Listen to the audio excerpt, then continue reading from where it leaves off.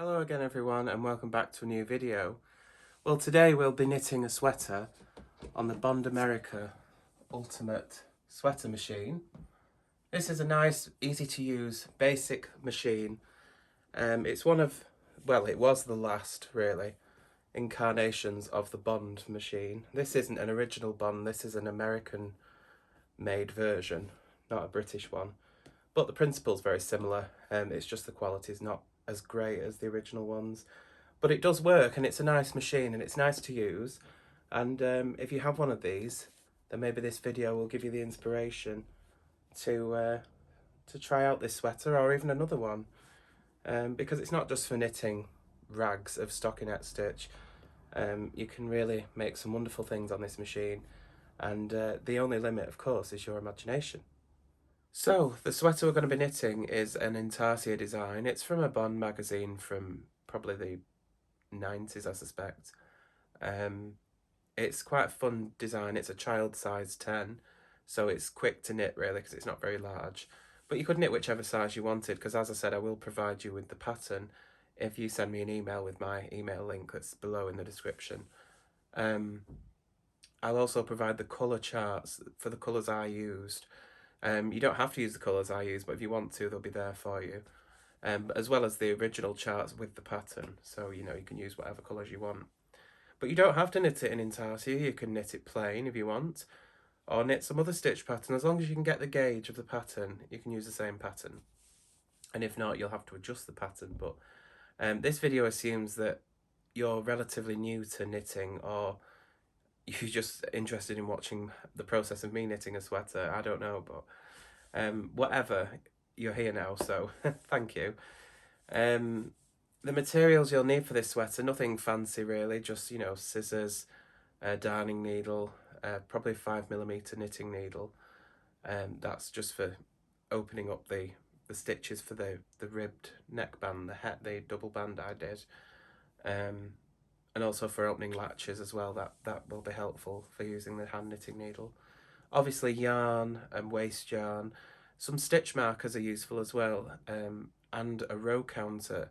I didn't use a row counter in this video, but I do have one, but I didn't have it to hand with this machine, so I didn't use it. So I used the opportunity to show you some ideas on how you get by without a row counter. But if you do have one, it's a good accessory to have. The little black Bond row counter just clips on at the back of the machine. But yeah, that's it really. I think we'll get straight into the video. You can knit along with me or just watch it for the hell of it if you're interested in how I knit sweaters.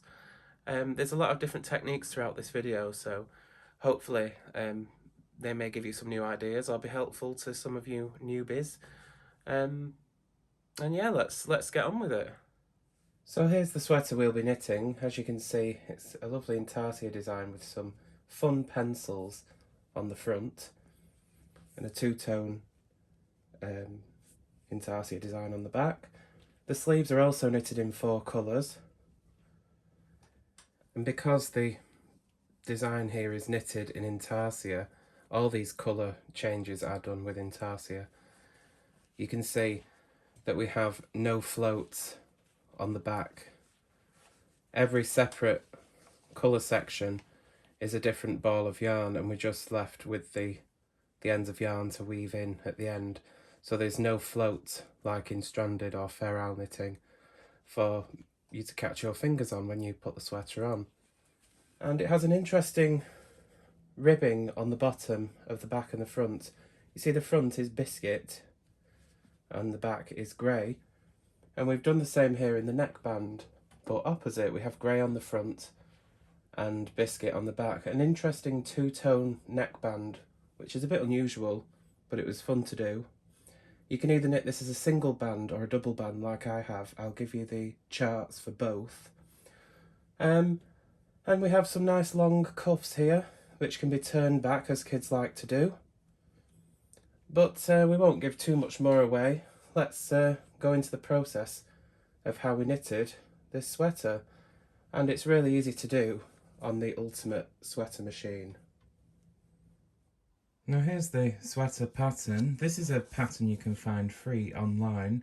and I've actually created it into a PDF from the original magazine with just this pattern.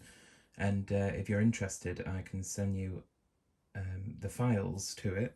You can knit this in whatever colours you like. You can knit it as pictured if you want, but I'll be using several different colours to make sort of a fun geometric sweater. This is the yarn I'll be using. It's just a generic sort of acrylic yarn. It's from Hobbycraft. No affiliation, but this is just, I'm showing you what I'll be knitting this sweater in. It's Knitcraft by Hobbycraft Everyday Aran. I'll be using an Aran weight yarn for this. You can use any Aran yarn really that knits to the tension of the pattern. The gauge for this pattern is 18 stitches and 26 rows.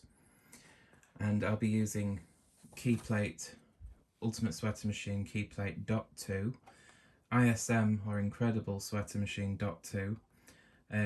You don't have the .2 size with the classic and the original, so if you can find a Keyplate on eBay that's .2, it has a little dot above it. I'll show you on the Keyplate 3. The ISM clear ones are the same. They have a little dot there above the number. That's the dot size. So not old Keyplate 2, .2. So that's usually about the gauge you need, the Keyplate size you'll need to achieve this gauge. If you're using the Elite, Keyplate 7 roughly. But if you're knitting this on some other machine, you just need to be able to get 18 stitches and 26 rows. That's the gauge of this pattern. Now you can see I've already pre-wound my balls of yarn into centre pull cakes using a regular yarn winder. If you have a ball winder, they're very handy. You could also use a comb winder as well if you have one of those. But I just find it easier to rewind the yarn. You can knit straight from the ball on a bond machine, but they tend to be stuck together inside and they can have knots and you might not see them when you're knitting. So I would always advise to to rewind the yarn into a cake before you start. Now for the original, the classic, the ISM and the USM, you need to make sure that your keyplate is waxed. Put a fine layer of wax with the little wax disc that comes with the machine on these diagonal edges of the keyplate where the needle butts rub up against them, because if you don't wax your keyplates between uses, they can get quite difficult to knit with. So make sure your keyplate is waxed. If you have a Elite that you want to knit this pattern on, you don't need to do that. But we're going to start with the back of the sweater. Now on this pattern, the back of the sweater is just knitted plain, but I'm going to knit it in purple and pink. I'm going to do Intarsia stripes, 1/2 pink, 1/2 purple. And I'm going to knit the size 10, which gives a 30-inch chest. So I need to cast on 75 stitches.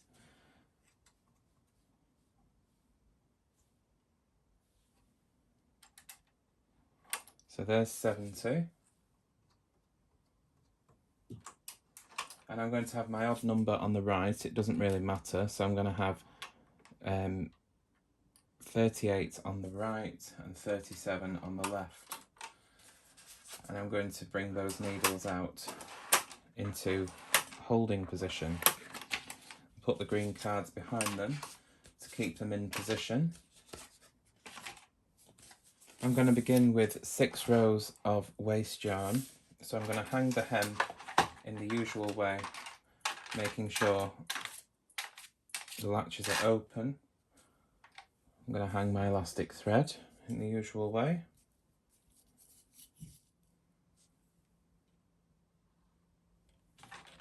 Fold the hem over and push the hem back against the needle bed. Push the needles back to forward working position, making sure the latches are open. And I'll knit 6 rows of waste yarn.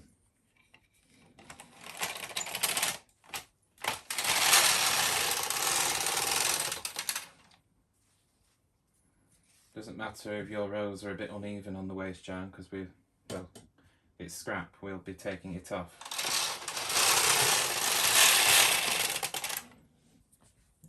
like I dropped a stitch here.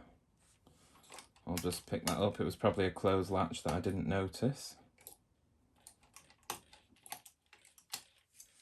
Closed latch on the first row.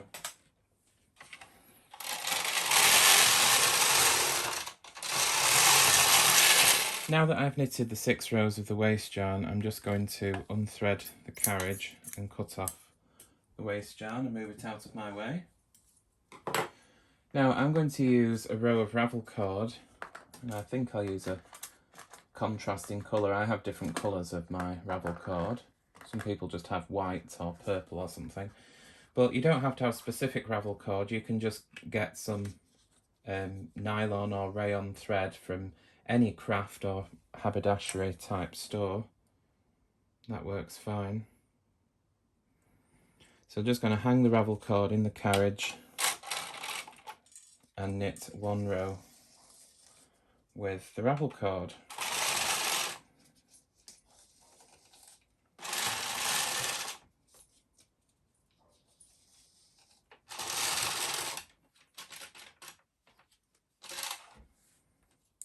Make sure that you put clips on the loose ends of the yarn or the thread, the ravel cord, just to keep them from unknitting themselves when you add in your new yarn.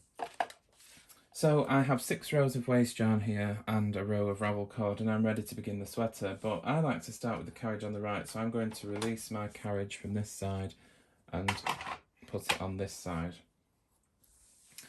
Now I'm going to knit, as I said, 2 halves of the back of the sweater in 2 different colours. I'm going to use the pink and the purple.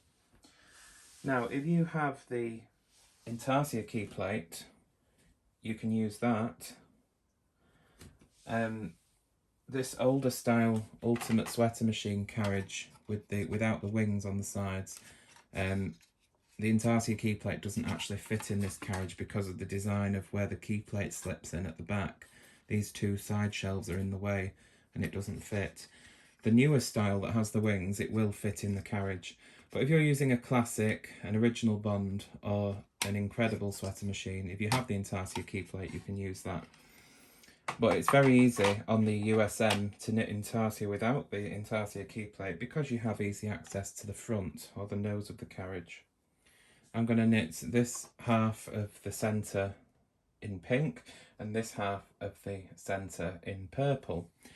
So because I'm working Intarsia, my yarns are on the floor in front of me. I'm going to hang the yarn in the carriage. I don't need a super long tail, just 6 inches or so will do. And I'm going to start knitting and I'll stop right over the centre needle, and I'll zoom in on that so you can see. So we're approaching the centre here, and I'm going to stop with the eye of the carriage right over the centre of the needle bed, which is the first needle to the right of the centre is this one. So I can see I can stop there. That will be the last stitch knitted in the pink. I'll unthread the carriage, just drop the yarn out, and then thread in the purple and knit the rest of the row.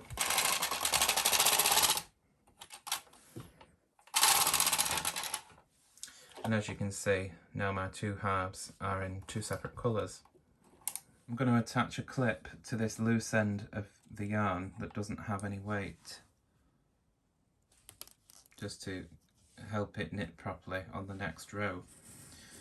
Of course, just like with knitting just plain, you still need to have plenty of slack yarn.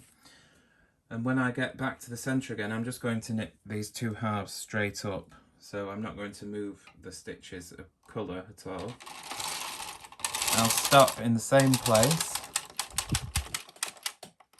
I'll just simply unthread the purple from the carriage and bring the pink underneath it, which crosses the yarns together and prevents a hole from forming. Of course, because this yarn end is pretty loose, it doesn't want to knit properly. I'll just show you again, because this is how I will knit the remainder of the back, just straight here where the colours join for the entirety of the length of the back. I'll knit across until I get to the place where I need to change colour. Unthread the yarn from the carriage and bring the purple over the pink, which crosses them together to prevent a hole.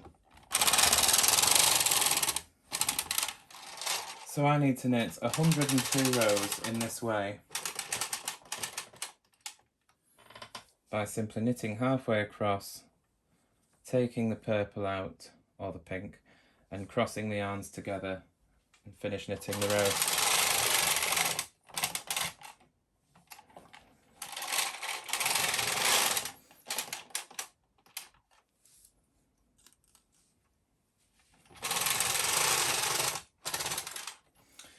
If you have a row counter, which I do, but it's not, it's in a different box behind the table. I can't bother getting it out, so I'll just keep check of the rows manually. But a row counter will be helpful. The USM carriage actually has a tripper on it built in, as you can see, which will trip the counter. So the standard black row counter, just clip it on the back and you'll be able to count the rows easily.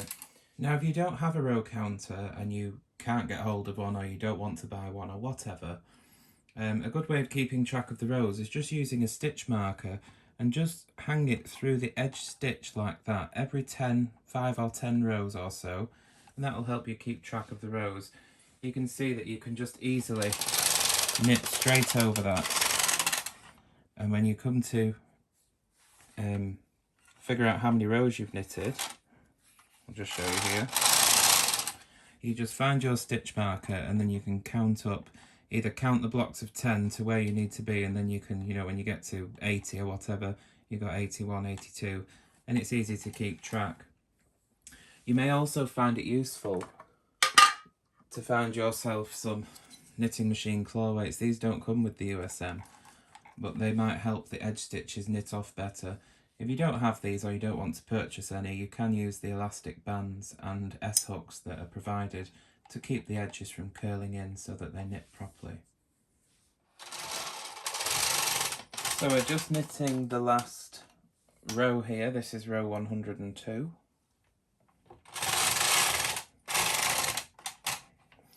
And now we need to divide for the neck. This back has a shaped neck, which is a little bit unusual for a drop shoulder. Most of them are just straight. So I've got my centre neck and the 2 shoulders. So for my particular size that I'm knitting, I need to take off 25 stitches at the centre onto waist yarn. Now I need to bear in mind that my odd number is on the right hand side because I cast on 75 stitches, so my extra stitch needs to be on the right. So I'm going to count here 5, 10, 11, 12. I'll bring that to hold to mark it. 5, 10, 11, 12, 13. So I need to remove these centre stitches onto waist yarn. So what I'm going to do is I'm going to thread a piece of my waist yarn through a darning or tapestry needle. You can knit some rows on these if you want to, but it's just as easy to take them off on a separate piece of yarn.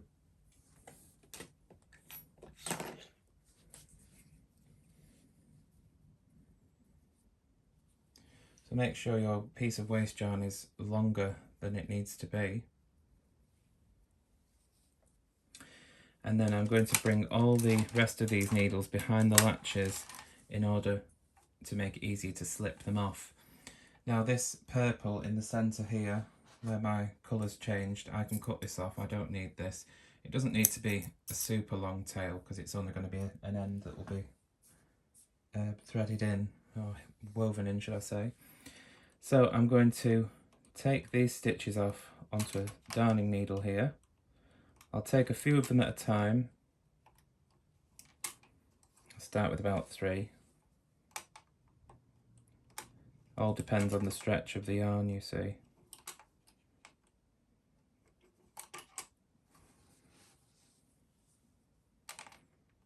And when I've pulled them off, I'm going to push those empty needles into the non-working position.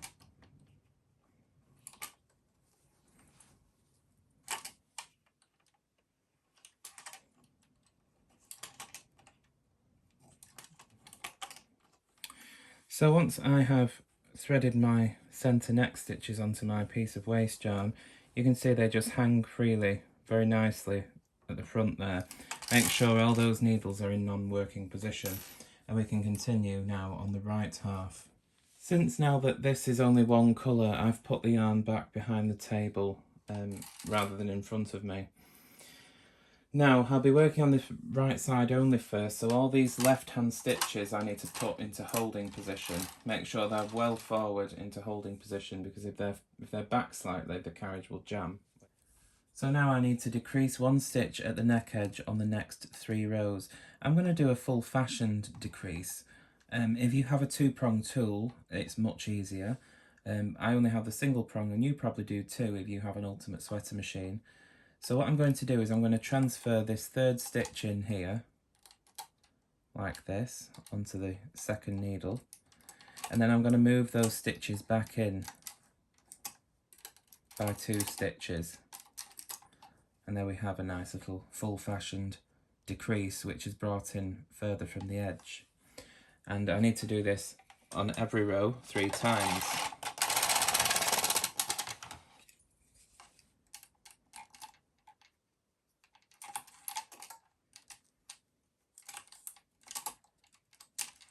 You could just do a basic decrease if you wanted to.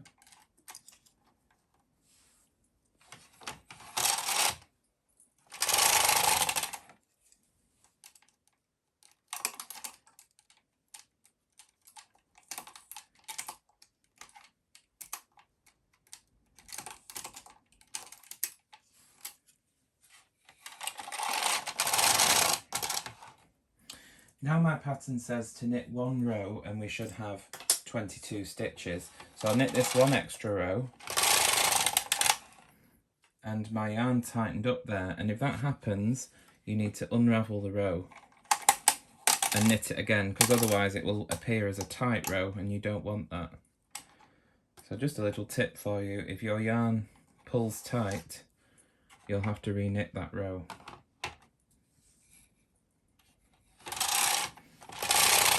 There we go, so that was my final row, and I should have 22 stitches. And I do. Now I need to take these off on waste yarn. So I'm going to unthread the carriage and cut the yarn. I'm going to leave about 4 lengths, so that when I come to join these shoulder seams together, I'm thinking ahead here, and I'll at least have 1 yarn end that I can use already attached to do the cast off. Now I'm going to use my waste yarn, if I can find it. There it is. This is actually a double knit weight. It's ideally you want the same weight of waste yarn as your main yarn, but it'll be okay.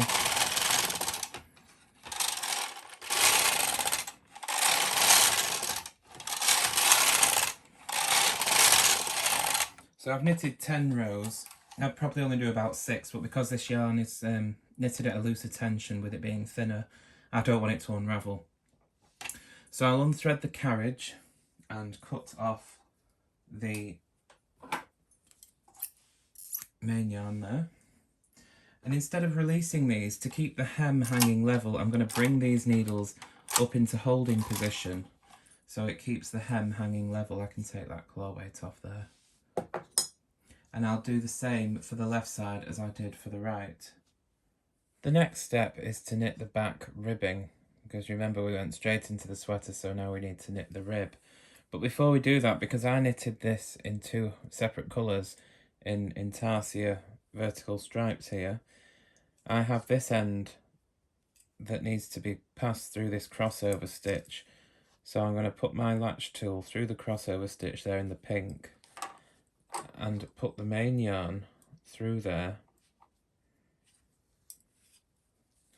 because otherwise I will be a stitch short. You see that loop now that closes the hole forms my stitch I need to pick up.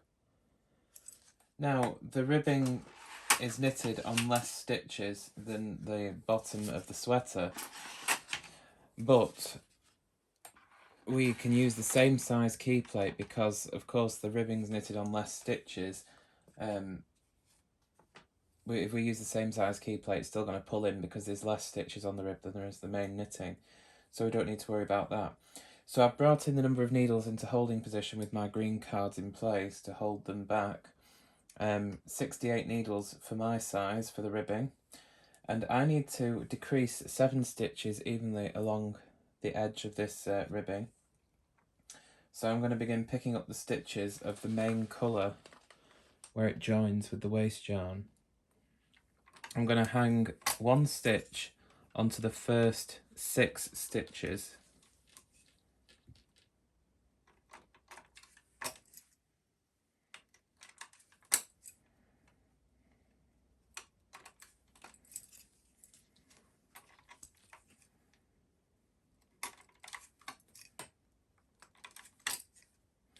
Okay, so there's 6 stitches, and then I'm going to double up on this 7th one.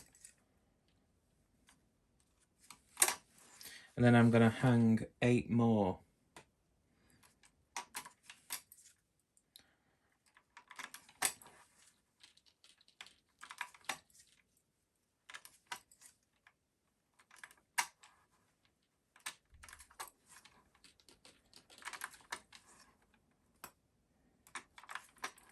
And then I'm going to double up on the 9th. So for my particular size, the largest size, for the back ribbing, I'm going to double up on the 7th needle from the left end here, and then every 9th needle will be doubled up from there to decrease evenly across the row. Now all the stitches have been picked up, remove the green cards and just push the needles back to working position. Use your green card and you can just push them flat against the bed. Now you'll need to thread up the carriage with the yarn you're using for the ribbon, your main yarn. Or in my case, I'm going to put on this grey colour because why not? Well, why not have a wacky sweater? I need to move my carriage to the left hand side. I'm going to thread it up with the main yarn, or in my case, a grey colour, because why not? I'll probably do the welts and the cuffs in this grey colour. And I'm going to, with my carriage on the left, I'm going to knit 20 rows.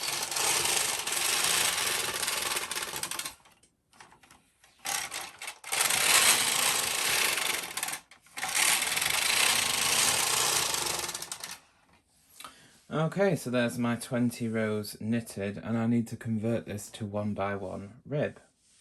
I've already started with the second stitch in here because that one's quite sloppy to do, so I did that one off camera. But I'm just basically going to release every other stitch one at a time and put the latch tool in the first stitch where we picked up from the bottom edge of the sweater, unravel it to the latch tool and latch it back up.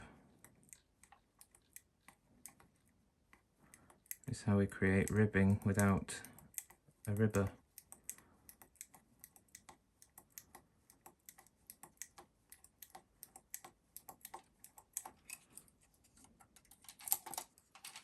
Make sure that when you latch up a place on the bottom edge there where you picked up 2 stitches and put them on 1 needle, that you have caught both stitches on your latch tool. You can see them very clearly.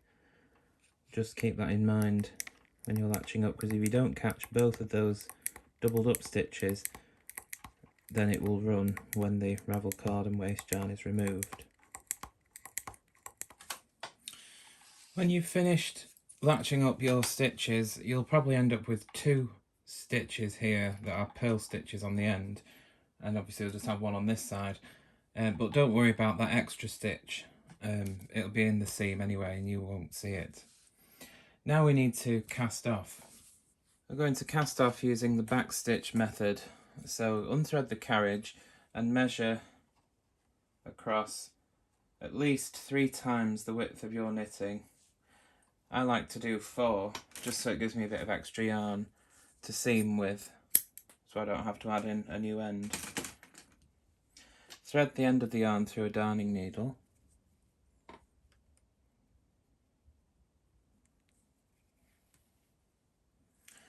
And we're going to pass the darning needle into the second stitch, bring it back through the first stitch, pull the yarn through. then into the third stitch and back through the second, and so on across the row, always moving over by one and backing up by one, hence the name Backstitch. When you get to the last stitch, pull the yarn through the last stitch again on its own and pull the yarn through to fasten it off. Now you can remove the work from the machine by bringing all the needles into the holding position with your green card and hold on to the hem and push them back to non-working position.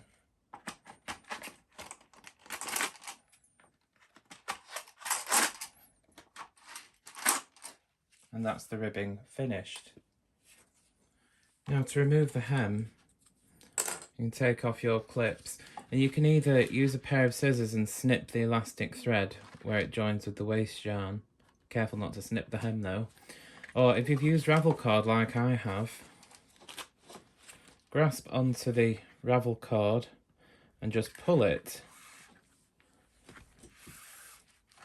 and it'll tighten up all the way along, and you can quickly release your knitting. It's easy when you haven't got a camera in front of you, you're trying to show an audience. You see that the waste yarn peels away from the main knitting, and now you can unravel this and reuse it, and you don't have to, you can even reuse the elastic because you don't have to snip that out now. You can simply just unravel that from the hem. And there we have our elastic thread again that we can reuse, so we don't have to cut another piece. So now you have your knitting off the machine, just roll it up into a sort of sausage, then just give a bit of a snap, more so on the ribbing, just to help the stitches align themselves. We have a nice long welt on this sweater. You can see there where it neatly joins with the main yarn. We have our Intarsia stripe up the centre. Because we use the full fashion decrease, you can see we have a nice diagonal line, which when that's seamed or joined to the neckband, that will be what you see. It'll look very neat. But anyway, there we are. There is the back knitted. Now we're ready to start the front. I'm at the same point as I did at the back. I've knitted a few rows of waste yarn, a row of ravel cord, but here I've put some stitch markers to mark where my 3 pencils will be, because on the Ultimate Sweater machine the numbers are not very good really. It's just a shaded strip basically for your number strip. So I counted along using these and put a stitch marker so I know where to change colour. When the colour's in there, it'd be easy to continue on. It's a good idea before you start with Intarsia to wind yourself some smaller balls of yarn. If you just look at the charts that you're following, in this case with the pencils, you can see I've got 1, 2, 3, 4 in colour D, 4 in colour C, 4 in colour B, and then in between here we'll have colour E. So I need a bowl for that, a bowl for that, a bowl for there, and a bowl for there, and all the ones in between as well. So I'll have to wind some of those, which I haven't done yet. The in-between colour will be the same pink that I knitted on the back. That will be the background colour. So it's a good idea to wind yourself some smaller balls before you start and have your yarn committed to the knitting, because otherwise you'll have to cut it when it may not be necessary. You may also want to put them on bobbins. My mum actually made these for me for knitting Intarsia, but I don't have enough for the amount of colours I need, in this size anyway. She's a paper crafter and she die cut these for me. You can see, quite pretty, little bone shape thing. But anyway, yeah, prep yourself some smaller yarns, because obviously in Intarsia, everywhere there is a different colour needs to be a separate ball of yarn.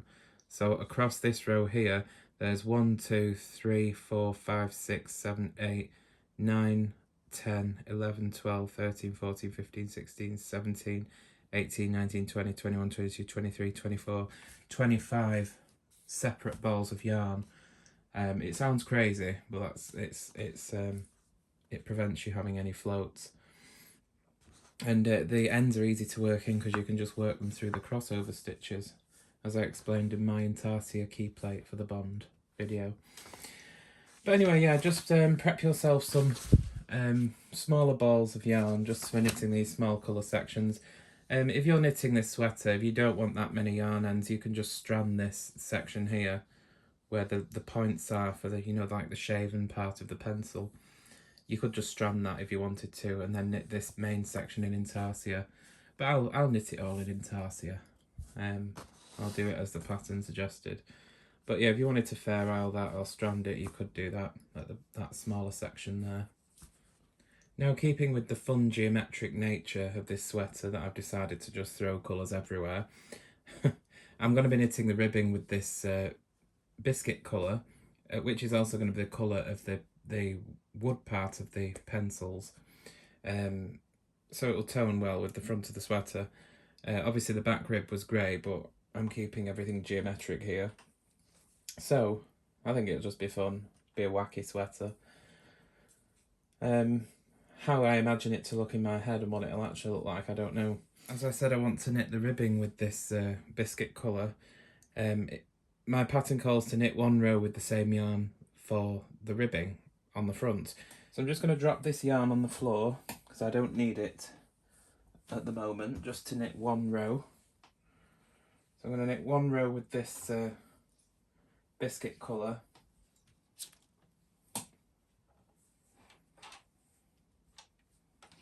Again, leaving maybe about a 6-inch tail.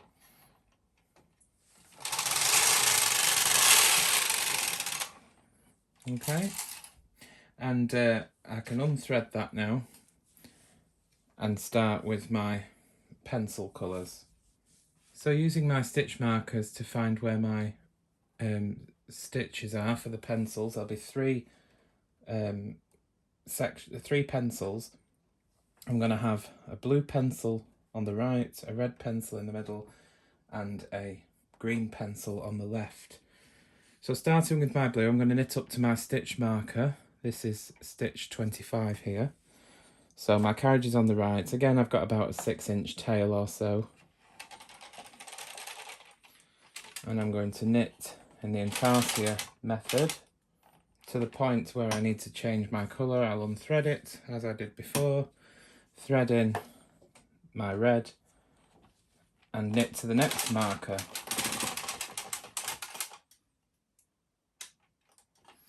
Unthread that, thread in the green,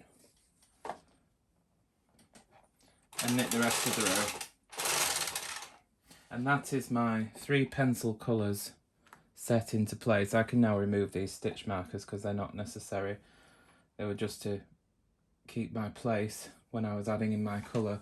I can hang a clip to these loose ends to keep them out of my way.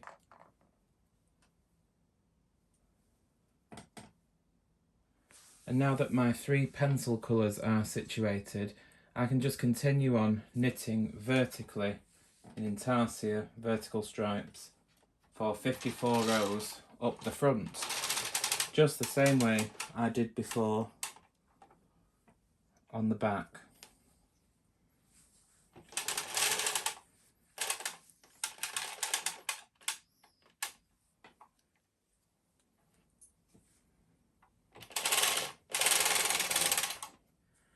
Now I'll need to follow my pencil top chart here, the points of the pencils. So I'm going to unthread my carriage, and I'm going to be doing nothing different here than I've already been doing with the simple vertical stripes. It just means paying closer attention to the chart and changing colours more frequently. So the first stitch here is in the biscuit colour. Then, because I've already got my blue attached, I can bring that up and cross it as I was doing before. I need to knit 5 stitches in the blue. Take that out. Add in another biscuit for 1 stitch. Knit another 5 in the blue, again with a new ball.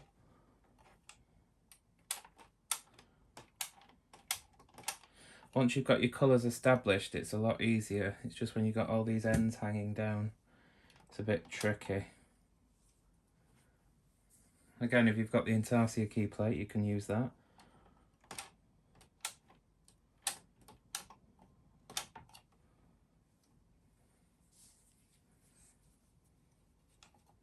You can see it's just the same, it's just changing colours more frequently.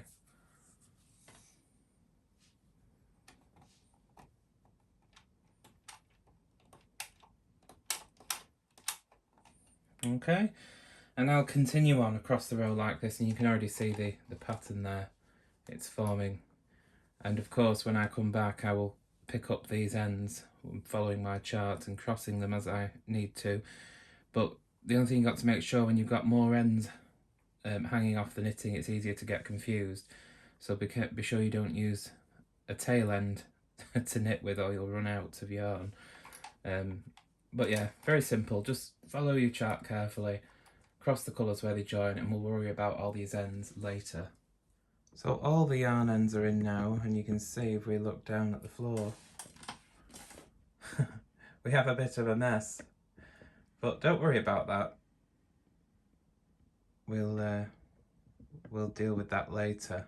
Just as long as we haven't got any tangles going on up here, we'll forget about what's going on the floor.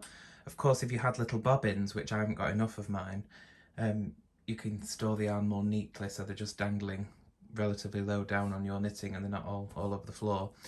But I like to have a lot of slack anyway, so I'm not too fussed. But you may not like that, you'd rather have them all on bobbins. Anyway, I'll just give you a bit of a close-up of what we're doing now. So you see that I'm just doing the same thing as I was doing before, but just changing the colours more frequently. It's very easy to do.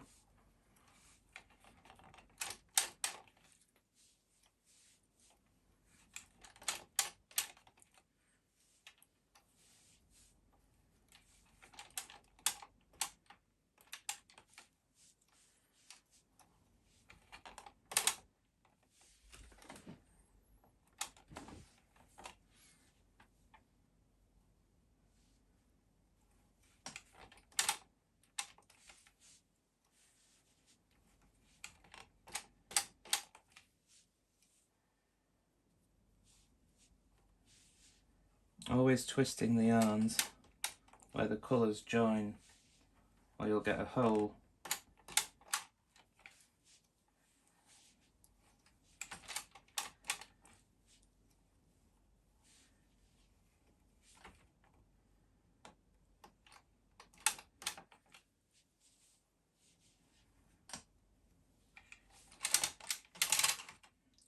And there you go.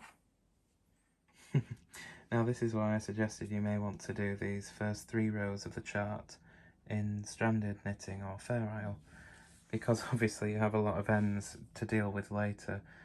So if you don't want to deal with those, then just knit those first 3 rows stranded. But if you have knitted it in Intarsia like I have, don't worry about all these small little holes. We'll deal with those later on when the work is off the machine and it's relaxed.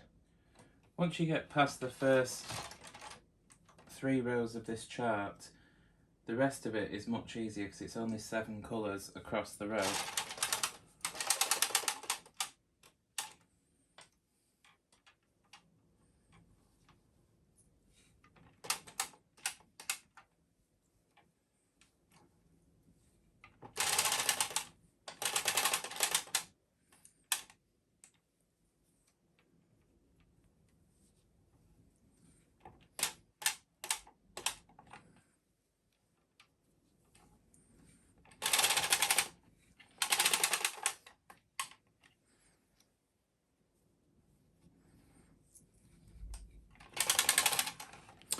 Okay, so I'll continue following my chart to the end, and then I'll show you what we do next. Now we're at the end of the chart, I need to thread the carriage up with the main yarn, or whatever this background colour is, in my case it's pink, and knit 12 rows. And then we'll be ready to start the neck shaping.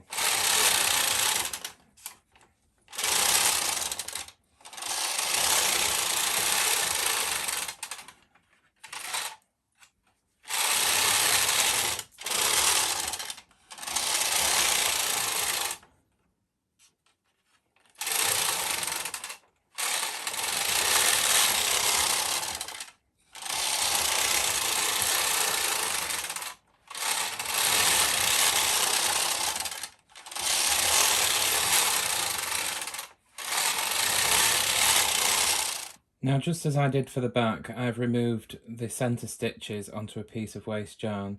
Again, you could knit these off on waste yarn if you wanted to, but I've just threaded some waste yarn through those stitches.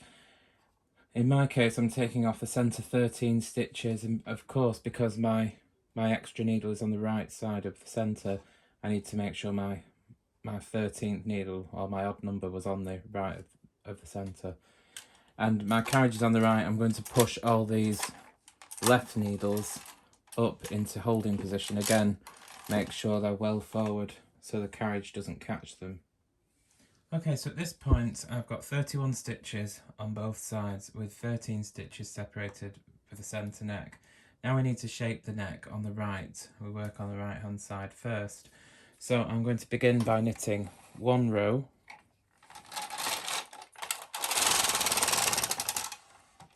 and then I'm going to cast off 3 stitches at the neck edge. I'm going to do a reverse transfer, so I remove the second stitch and put it onto the first stitch, and then move both those stitches back. Knit them together. That's 1.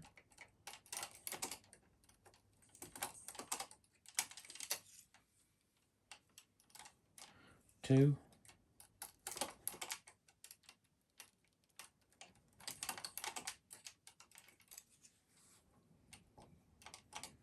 3. Then I'm going to knit 2 rows. Now there's not much weight here at this edge, so it might not knit properly at the neck edge. Then I'm going to cast off 2 stitches at the neck edge. Of course, there's no shaping at the armhole edge because this is a drop shoulder shape.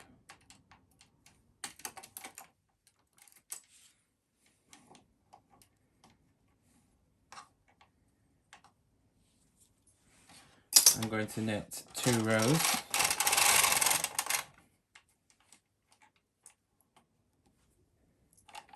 Claw weights will be useful here. I'm going to do the same thing again. Cast off 2 stitches and knit 2 rows.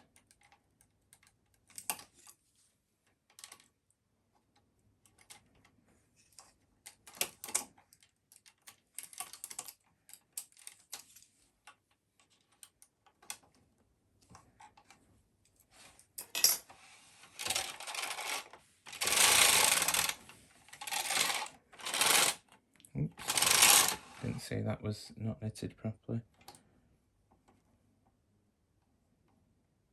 Just put that right. And then I'm going to decrease 1 stitch at the neck edge. Again, I'm going to do it in the full fashioned way.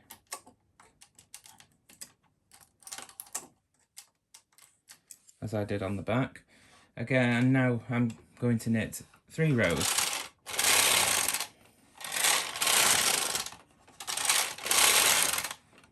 I'll do it again.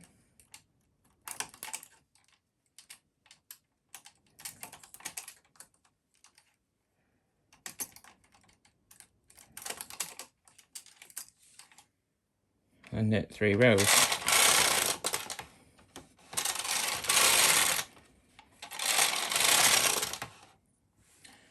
And then finally we knit 1 more row to get the carriage back to the right, and that is the right half of the neck shaped.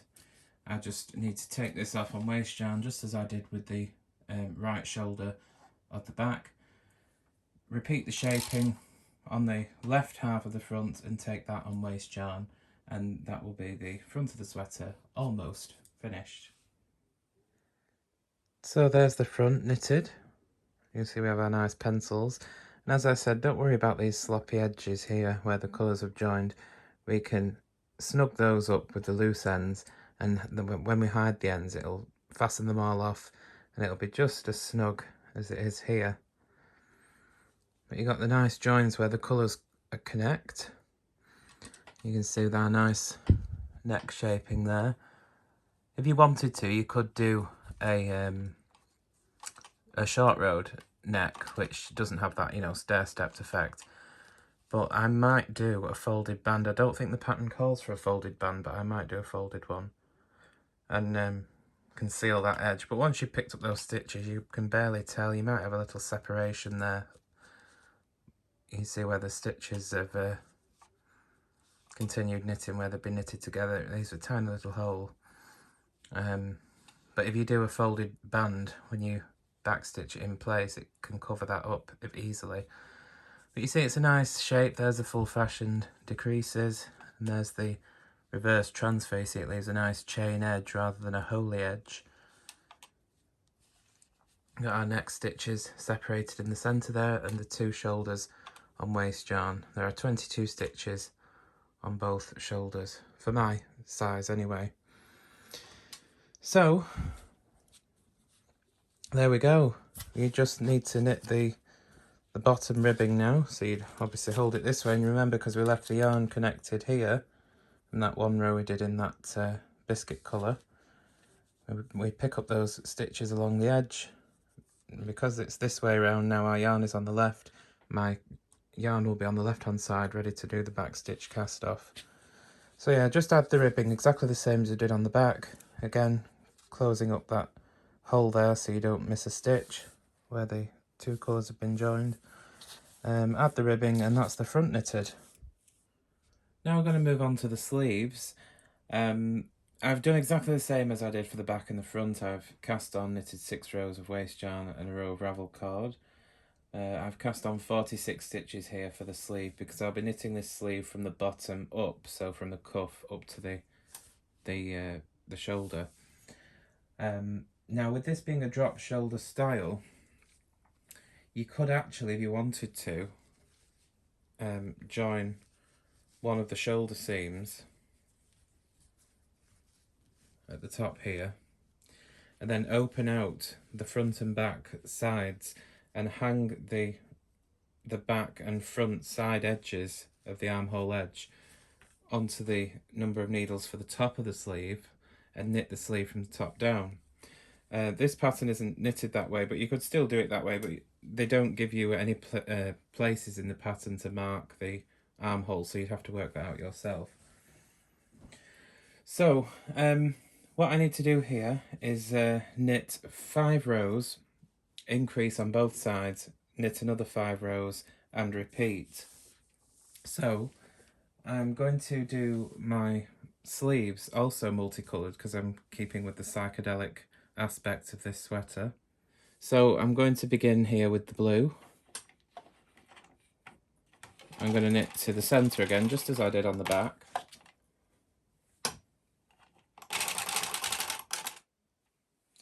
Take out that first colour and thread in my next colour and knit the rest of the row.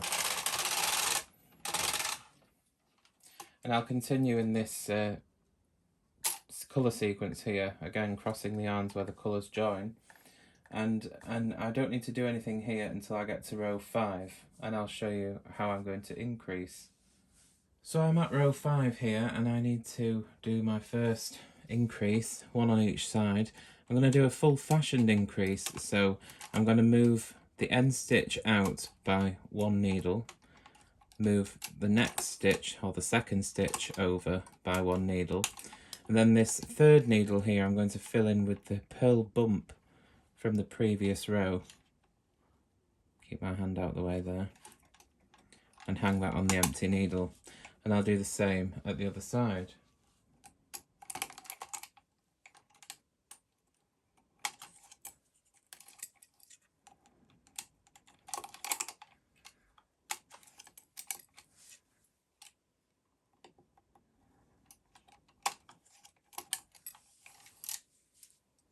Knit another 5 rows.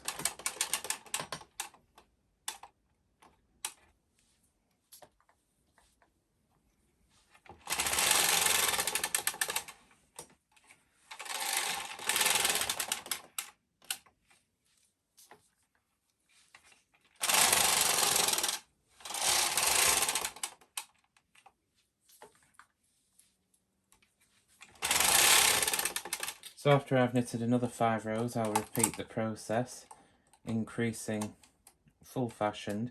You could just do a basic increase if you wanted to. You don't have to do a full-fashioned increase, but it's easier to seam with this type. So I thought I'd show you that with just the one-prong tool, because that's all you get with the Ultimate Sweater machine.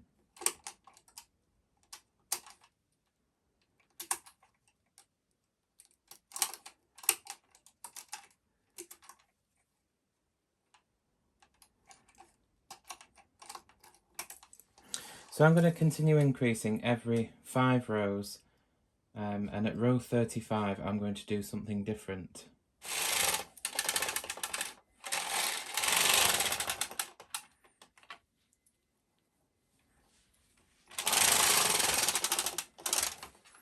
So that's row 35, and as I said, I'm going to do something different now. You don't need to stop here if you're just knitting the sleeves plain, but I'm going to, as I said, knit them in 4 colours. So I do need to remember that I need to do my increase on this row. The increases for this sleeve on the size I'm knitting take place every 5th row, 12 times altogether, until I get 70 stitches at the top of the sleeve. So that's my increase done before I forget. And you'll notice, as I mentioned earlier, if you're not using a row counter, it's handy to put stitch markers every 5 or 10 rows. So I've marked mine here every 10 rows. So they're at row 35. You may also find it useful to use some claw weights, if you have some, on the edge stitches, because as the piece gets wider, there's more weight pulling down more in the middle than there is at the edges, so it tends to not knit properly at the edge stitches, so the claw weights are useful. If you don't have claw weights, you can use the elastic bands and S-hooks that were provided. Now at this point I'm going to cut off the blue yarn and unthread the red and cut that off. And then I'm going to thread in my purple yarn and continue on the same sequence I was knitting before. Unthread this one, and now I'll thread in the grey and knit the rest of the row. But remembering, of course, to increase every 5th row, so that was 1. Okay, so I've finished my increases now. I've gone from 46 stitches to 70 stitches at this point, and I've knitted 60 rows up to now. So now the shaping is finished. The increases took place both sides on the 5th row 12 times in total. So now at this point I need to knit 10 rows straight.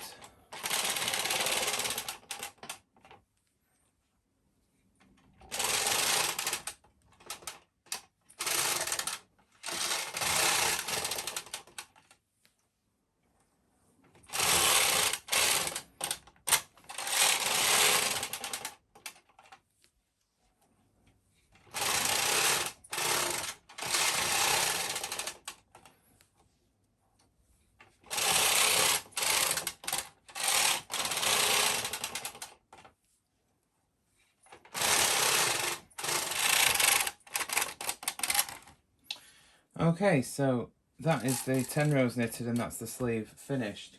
Now, if you just knitted this sleeve plain, I would recommend that you put a stitch marker between the 2 first needles on the left and right of the centre to mark the centre of the sleeve cap. But obviously, because I've knitted straight up the centre in 2 different colours, I don't need to mark that. Now I'm simply going to cast off. I'm going to use a chain stitch method of casting off. So I'm going to use my single prong tool, and instead of moving the first stitch to the second needle and knitting the 2 together, to make a nice chain edge, you can move the second stitch to the first needle and move them both back and then knit them together. This is one way. Another way you can achieve this same edge is by knitting one row, the last row after you finish the top of the sleeve, with maybe 1 or 2 sizes larger Keyplate, and then use the latch tool to pull all the loops through each other as you go across. You put your latch in that stitch and then pick that one up and pull that one through, knitting the two together. But whatever you prefer, I prefer to do it this way. Oops.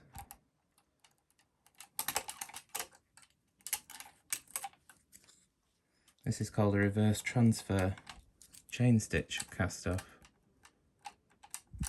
Make sure you pull the stitches well back when knitting them together so it makes a nice large stitch. If you cast off tightly, with this cast off being not very elastic, the top of the sleeve will pull in and you don't want that.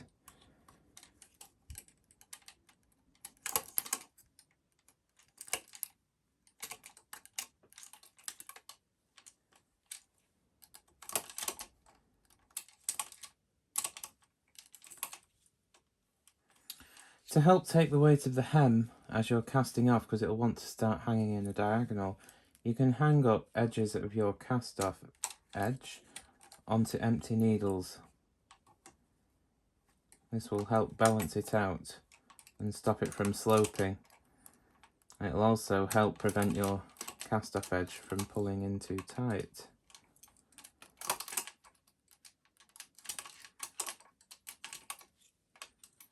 Now if you're knitting this in the same way that I am, if you want to, on the sleeve top here, when you get to the second colour, and we come to move on to this purple here, instead of carrying on with the grey, what I can do is I can cross the yarns together as if I was knitting them and carry on with the purple, casting off in the purple. Well, that's just a little touch, you don't need to do that, you can just continue casting off all in one colour.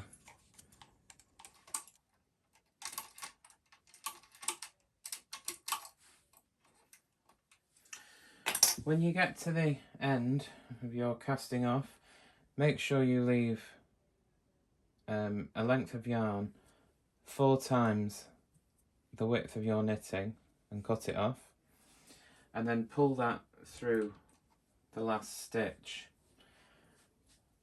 and you can remove the sleeve from the machine.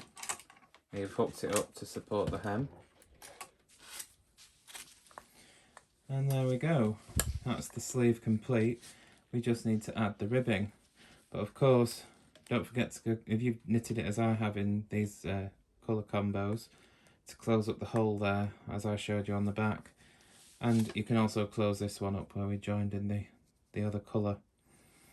But yeah, next step is the sleeve cuff ribbing. Now the cuff will be over 38 stitches, so that is 8 stitches less than the bottom of the sleeve, and I'm going to stuff my transfer tool through the waste yarn and just hook that on the end needle just to take the weight of the hem. Okay, so starting on the left hand side with the wrong side facing me and the waste yarn at the top here, the main work below it. On the left here I'm going to pick up the first stitch and hang it onto the first needle, and I'm going to hang 1 stitch onto the first 5 needles.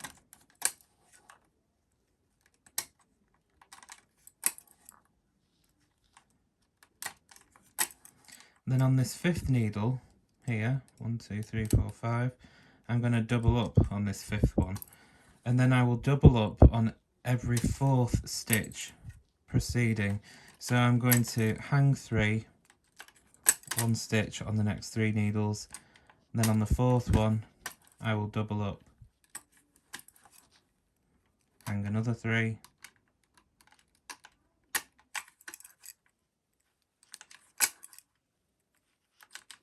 and then double up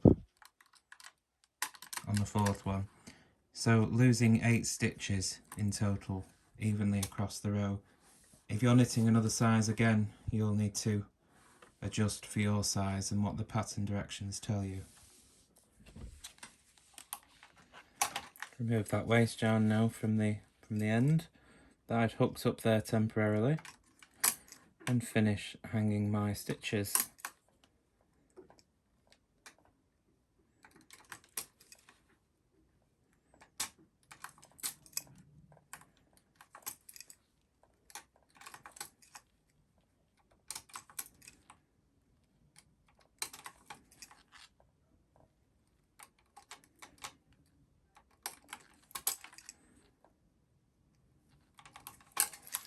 Okay, and that is the bottom edge of the sleeve hung on 38 needles.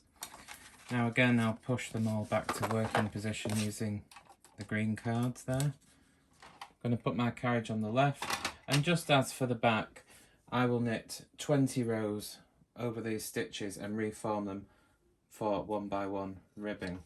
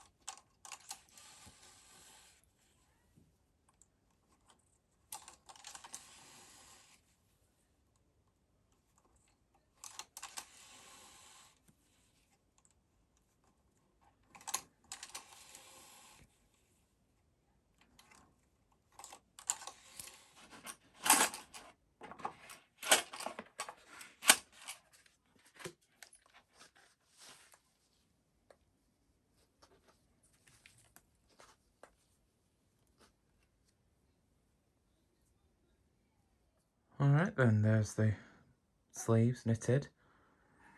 You can see we have our nice full-fashioned increases up the length of the side, which leaves a little straight area of stockinette that we can nicely do our mattress stitch, so it's easy to seam.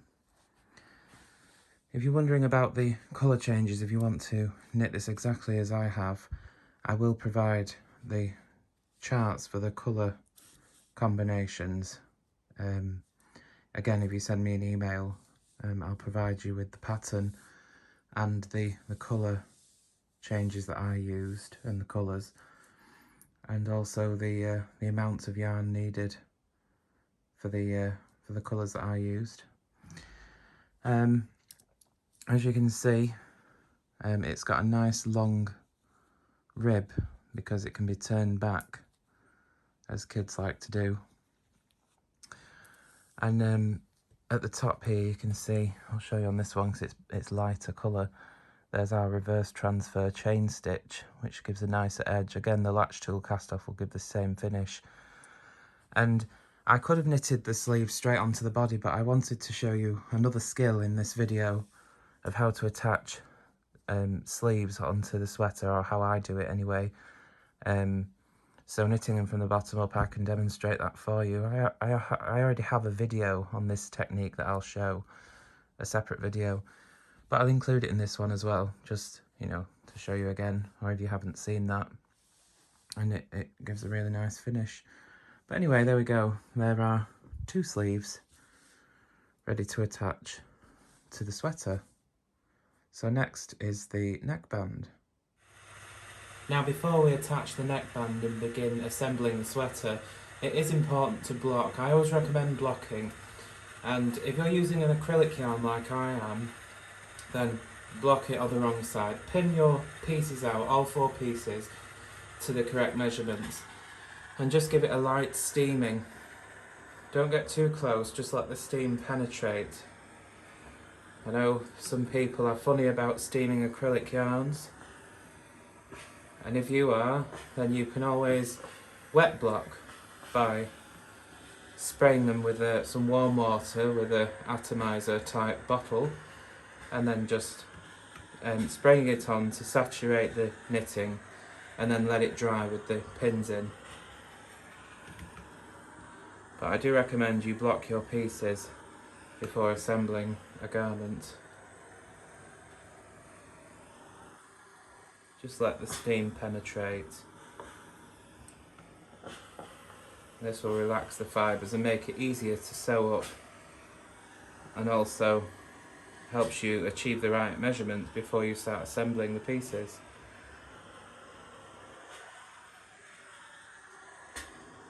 Okay, you can steam the ribbing a little bit, but don't go too crazy.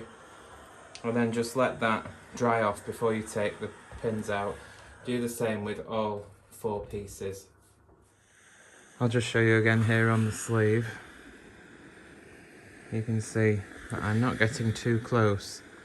I'm just letting the steam penetrate.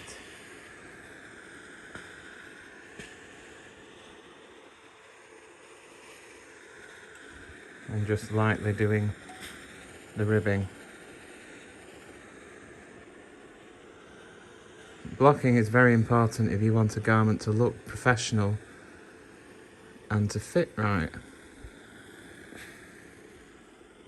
So yeah, just steam the pieces or wet block them with a spray bottle and just let the pieces dry before taking the pins out. So to knit the neckband, we first need to join one of the shoulder seams, the right shoulder seam in this case. So 22 stitches for the size I'm knitting. Now there's not enough needles here, as you can see, to use the green card, so you can use the yellow card to keep the needles in position. So first of all, I'm going to take the back, the right shoulder seam. Make sure you do join the correct shoulder seams together. I've been known to do that before, join the wrong one. So with the right shoulder seam of the back with the right side facing, I'm going to turn the waste yarn forward and pick up the stitches on the held on the waste yarn onto these needles here.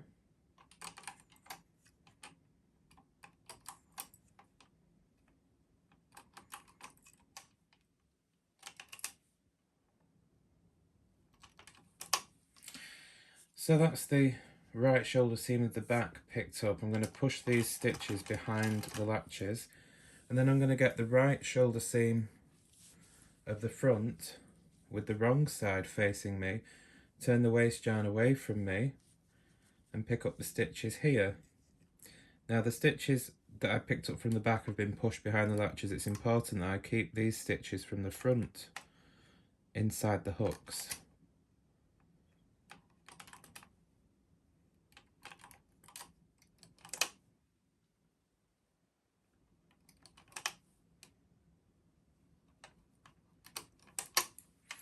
Okay.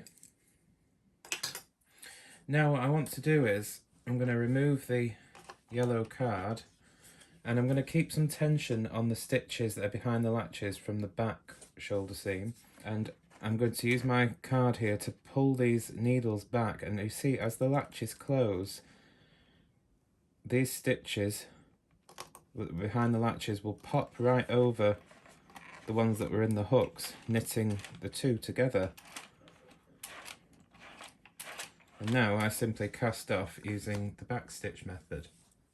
Now you see, as I said earlier, to make sure you had a length of yarn 3 to 4 times the width of all your neck edge pieces, just so that wherever it falls you'll have an end long enough to finish off the seam. So just as I did with the ribbings, I'm going to go into the second stitch and back through the first and work this way all across the row.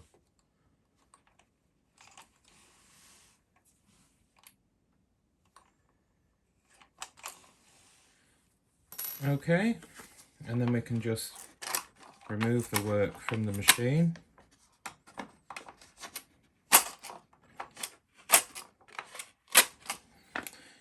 Now, before you remove any of your scrap knitting, just make sure that the work that it holds is correct. Put up the neck, if need be, against the back, the front neck against the back. Make sure you've joined the correct shoulder seams, and that they're the right way around. Both right sides are matching and both wrong sides are matching. If you remove this too soon, you'll be in for some trouble. So we're going to remove the waste yarn.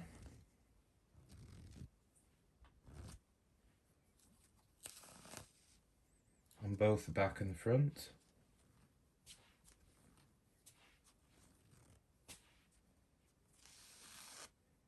And there you can see a perfect shoulder join. It's got nice stretch to it, but not overly stretchy.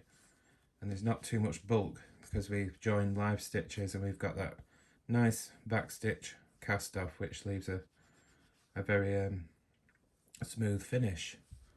So it looks equally as nice on the wrong side as it does on the right side, and it sits nice and flat without any bulk. So there we go, ready to attach the neck ribbing. Now for my particular size, I need 86 stitches for the neckband. I'm going to bring them into holding position with the green cards, and I'll put the green cards behind the needles to keep them in position.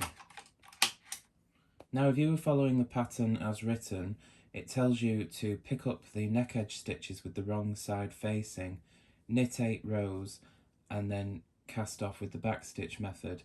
So that's a single band, and I don't like single bands. I don't think they're very stable, and I don't think they look that professional, to be honest, but that's my opinion. You might like a single band. If you do, then you can certainly knit it that way. But I'm going to show you a double band, and it does give me the opportunity to show you another skill. So I'm going to knit this with a double band. So instead of knitting 8 rows, I'll knit 16 rows. So to do that, I need to pick the stitches up with the right side facing me. So it is 21 stitches up the left side of the neck. Make sure you pick up like a full stitch, like 2 bars. Don't be doing this. You don't want half a stitch. Pick up a full stitch. You can pick up that one that's right on the edge of the shoulder seam. That's fine. So what I'm going to do is I'm going to pick one up there. I'm going to go to the bottom edge of the neck here.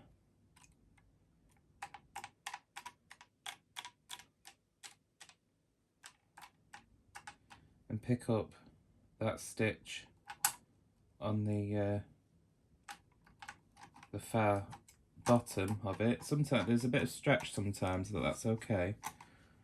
And then sort of pick up the middle stitch, and then just keep working your way along,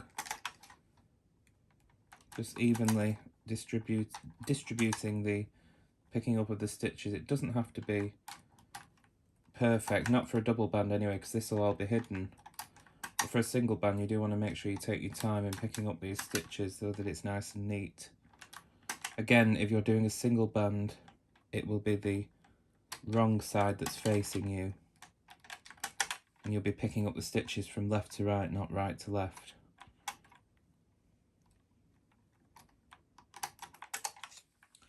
So that's 21 stitches across the left side of the front neck there. Don't worry about these holes.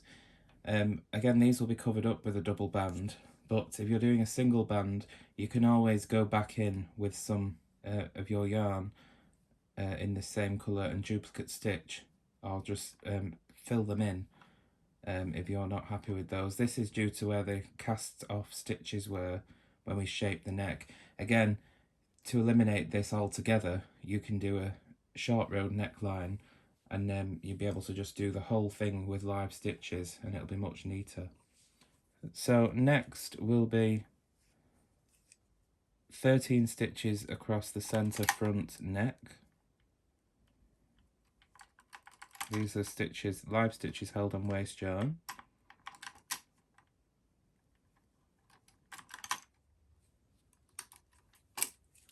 Once you pick those stitches up, you can pull out that waste yarn, keep it out the way. And then again, it's 21 stitches up the right side of the front neck.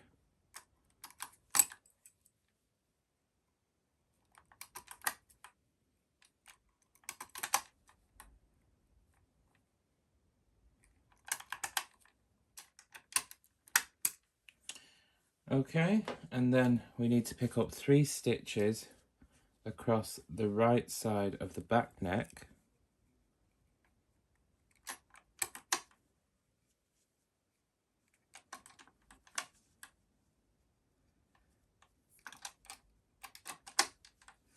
And 25 stitches across the live stitches on the back neck that are held on waste yarn.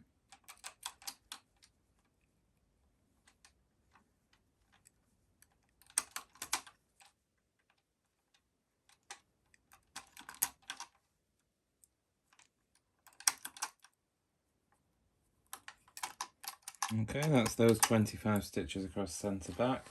I can then pull out this waste yarn. And finally, 3 stitches down the left side of the back neck.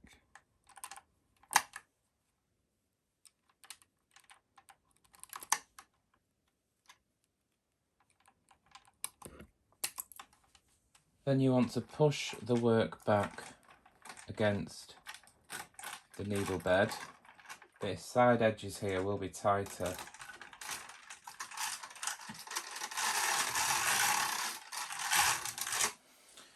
Alright, well back against the needle bed so everything's behind the latches, and then hang the cast on hem, making sure it's centred. Be especially careful here that you only get 1 plastic strip between each needle. Because these stitches can be tight on the side edge stitches you picked up, they tend to pull off to one side. So do check that you've only got 1 plastic strip between each needle. Lay the top of the hem on the needle bed. And you want to hang the hem with elastic thread, or shearing elastic, whatever you want to call it. You don't want to use ravel cord because it will be too tight to knit that row. You need that elasticity for it to knit through properly. Make sure the latches are open and hang the shearing elastic. Or clip on each end.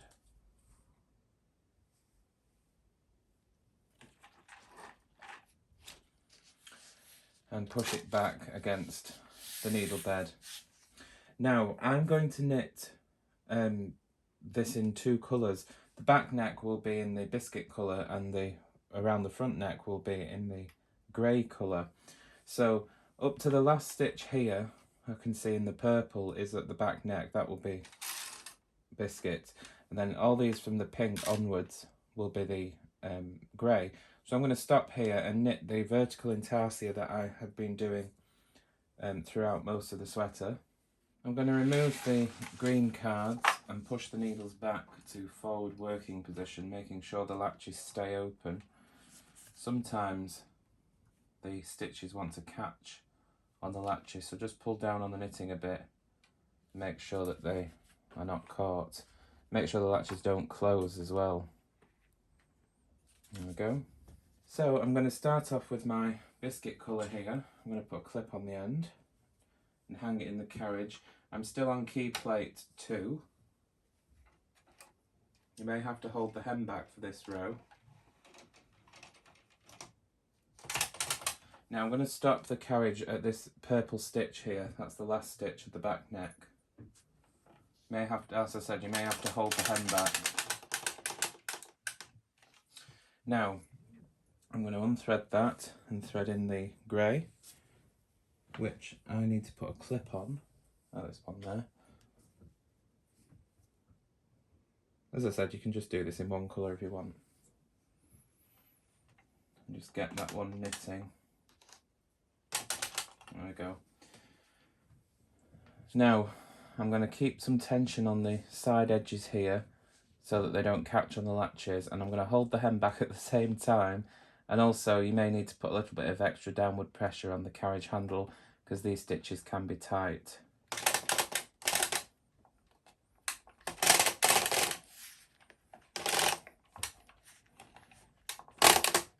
Making sure I don't run out of slack yarn. There we go. You may want to knit that row by hand, it's up to you. Sometimes it can be pretty tight. That's why I said it's important to use the elastic thread and not ravel cord for this row. Now, if I was knitting a single band here, I'd knit another 7 rows, ending with my carriage on the left. But I'm going to do something different here, and I'm going to knit 14 rows straight in this colour combination, this bit grey, this bit white or biscuit. Again, crossing the yarns where the colours join in the same way I did before.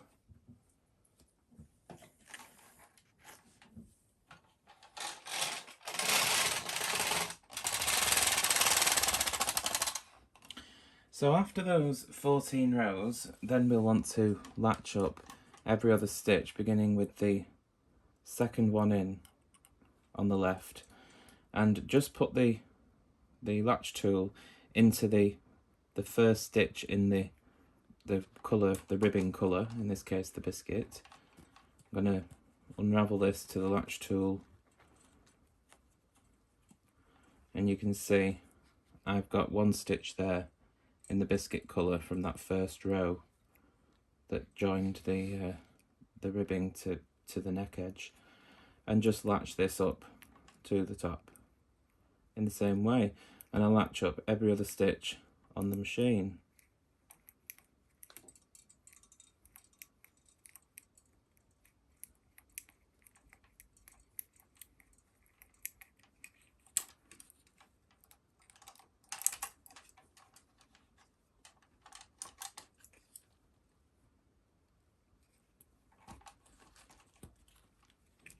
Now, if you've knitted this in 2 colours, as I have in the Intarsia vertical stripes, let me just move that yarn out of the way so you can see. You see, here's my knit, this will be my purl, and this will be my knit again here, right next to the crossover stitch, and you think, oh, that's not going to be able to be latched up very well, it's going to make a right mess. But honestly, it works out just beautifully. I'm going to put my latch tool in and unravel it, just as I did with all the others, and latch it on up. Make sure you latch it through nice and firmly so that those crossovers snug back up.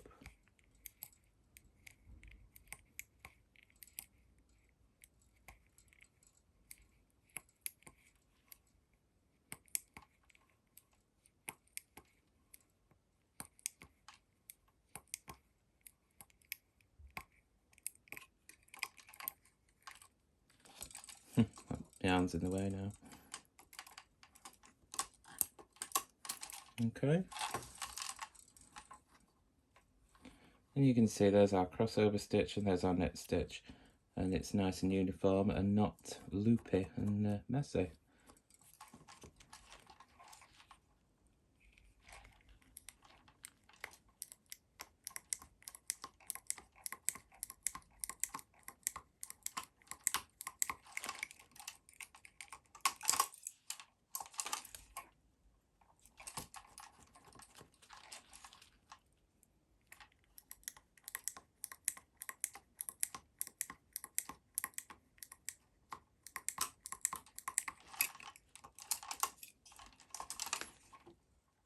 After I finish latching up those stitches all the way across, I'm going to knit 2 more rows in stocking stitch, again noting my colour changes.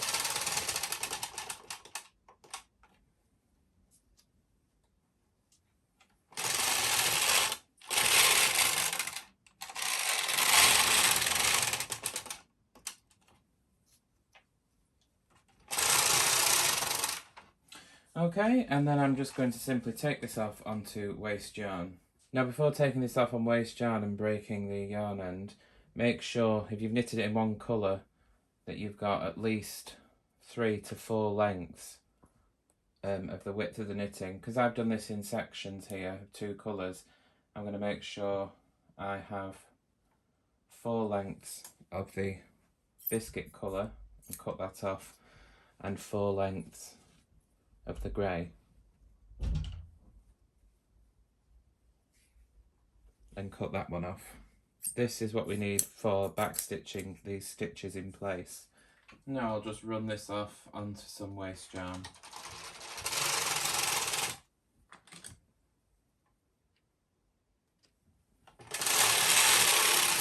I'll do about 6 rows.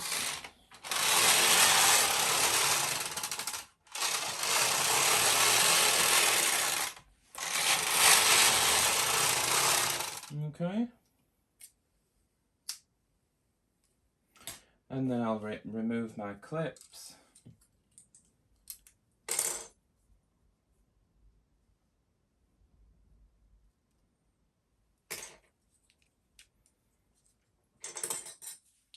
And then release the knitting from the machine, making sure I keep hold of the hem, otherwise it will run some of my waist yarn stitches down, and it'll also probably drop on my feet.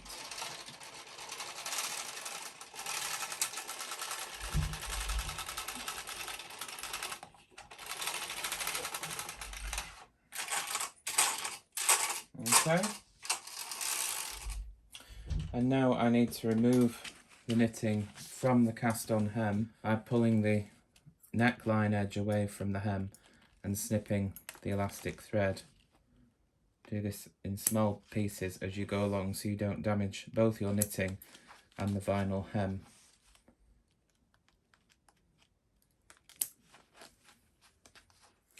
Okay, and once it's off the hem and off the machine, this is what we are left with. And you can see here these little holes, hopefully. This is what tends to happen when you do that sort of casting off, decreasing at the neckline edge. You can if you were doing a single band, you can tidy these up, as I mentioned before. But obviously this join, if you're doing a single band, the join with the ribbing would obviously be on the wrong side, and it would look sort of, you know, I can cover it up for you. Use one of my green cards. Obviously it would be sort of that sort of thing, so it'd be quite neat. But I just don't like single bands. I find that they're not very stable. So because I've used the 2 colours here, what I'm going to do is this yarn end here that's on the right side from where I joined in that colour, I'm going to thread it through a darning needle and pass it through that crossover stitch, that white one there, and grab hold of it, and then pass it through to the wrong side so I can work that in later. Now all this raw edge here, because I've picked up on the right side, when I fold this down and backstitch it in place, it'll look very, very neat. Now we need to catch down the neckband onto the right side using backstitch. Now if you've just done a single band, you can skip past this section, but if you've done a double band, I'll show you how to attach it. So I've got the right side of the knitting facing me, and the end of yarn here that's attached to that last row in the stocking stitch, I've threaded it through a darning needle. Now what we want to do to keep the band straight is you need to make sure that your knit stitches and your purl stitches fold against each other like that. You want to sew down onto the stockinette part of the sweater, maybe about 1/4 of an inch all the way across, all the way around the neckline. It sounds complicated, but it's easy to do. So first of all, what I'm going to do is anchor my yarn to the right side for the first stitch. So I'm going to come in here where this first stitch ends here, from behind, onto where it started knitting here. Can you see that was where it began knitting? I'm going to go just beneath that shaping there and draw the yarn through.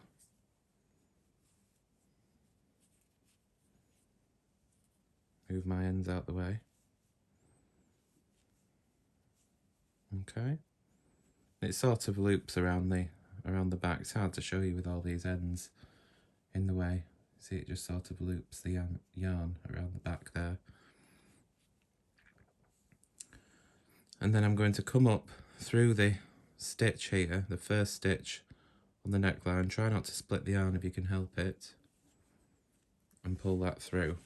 And that's the yarn anchored into position. Now, when you're picking up this, when you're catching down the stitches, you want to get the U-shaped stitch there. That's the actual stitch. You don't want to be going for this upside, this V shape here. that's in between two stitches. This here, the U shape, or the upside down V, is the stitch we want to go for. So we've caught that through that first stitch, and then making sure we keep the band straight. You can keep turning it back slightly just to check, and sewing down into the same place. I'm going to go into the next stitch, just here, and straight through to the back, like so.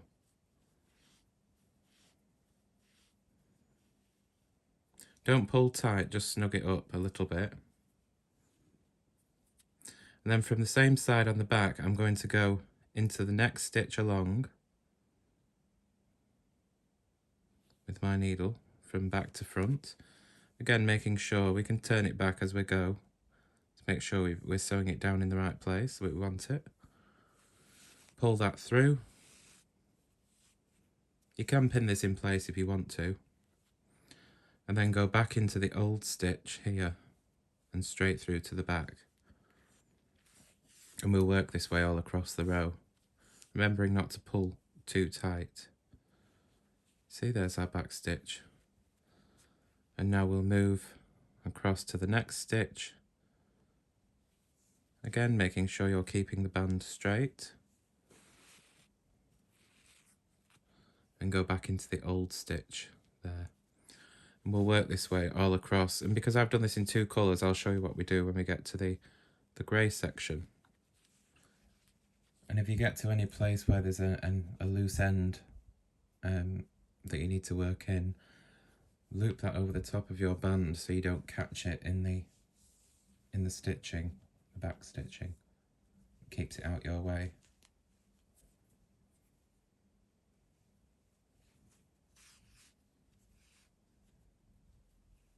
Okay, when I reach my last stitch in the biscuit colour here, that I keep calling white, my yarn's at the back side, so I'm going to take the yarn off the darning needle and grab the grey here that's attached to the portion there where I joined in the grey, or finished knitting with the grey. Remember, we left a long tail. So I'm going to thread this grey through the darning needle, and I'm just going to anchor it to the wrong side. So I'm going to peel the neckband back slightly and just go, this is where the back stitching here is. I'm just going to go behind, just behind that so it doesn't show on the right side. Just push the needle through the neckline edge and draw it through to the back. And then again, checking that you have your knit stitches matched up so that your band is straight. Continue on seaming or back stitching the neckline in place. So I'm going to go through the new stitch here, which is the grey one, and draw that yarn through, and then back through the old one, which is the biscuit colour. Like I said, you can pin this in place if you want to, but I prefer to work checking as I go that everything is being seamed straight. Oops, wrong one there. And that's us continuing on with the grey now.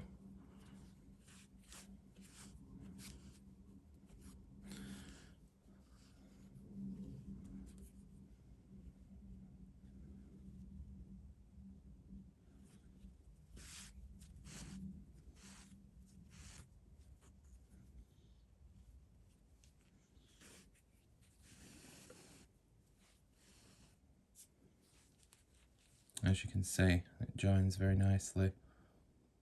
Now if you're having trouble just working from the top like this, either keeping the band straight or sewing it down straight, or even not being able to see the stitches very well, you can turn the waste yarn forward and pass the needle through the neckline edge, again about a quarter of an inch down from where it's joined.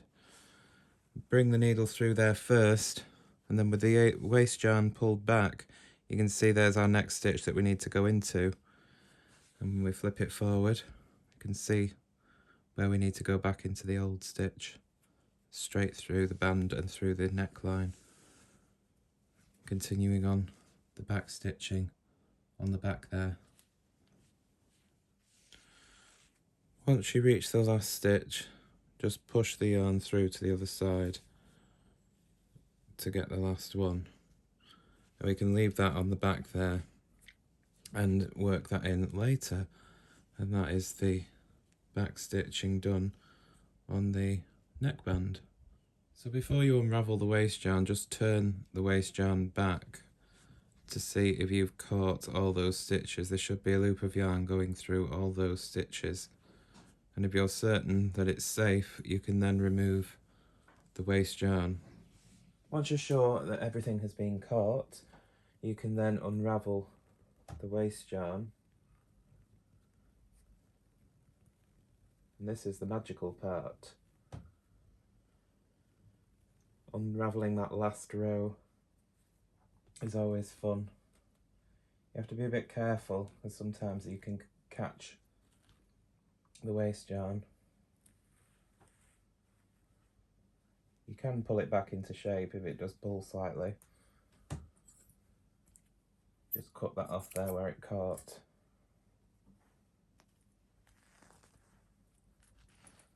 This usually happens a lot smoother when you're not recording.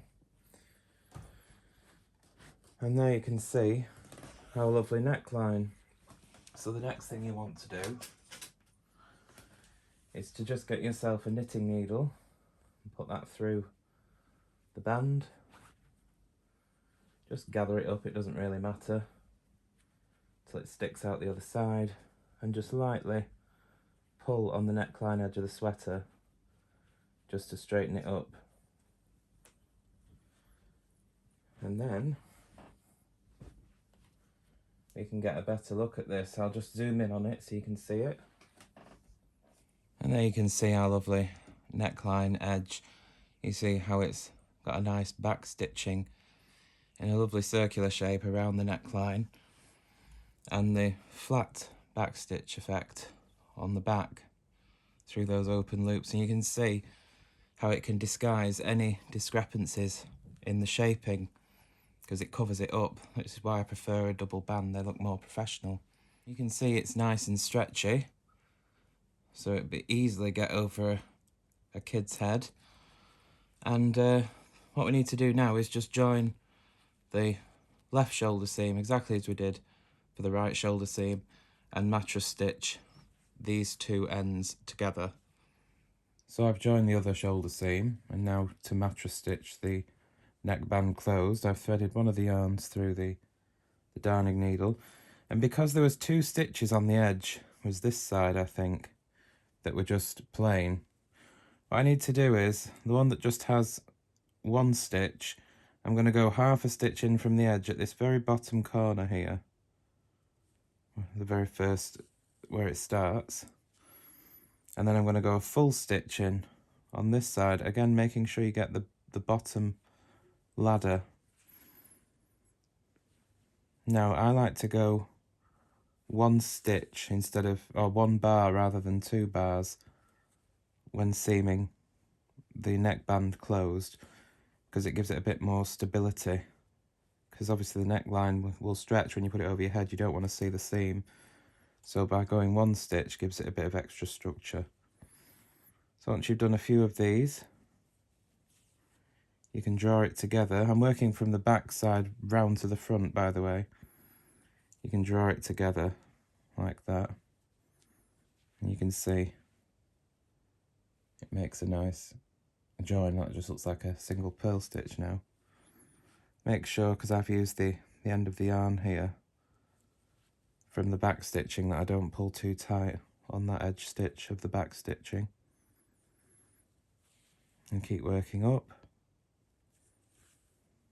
If you do too many at once, you won't be able to tighten them up, so just do a few at a time.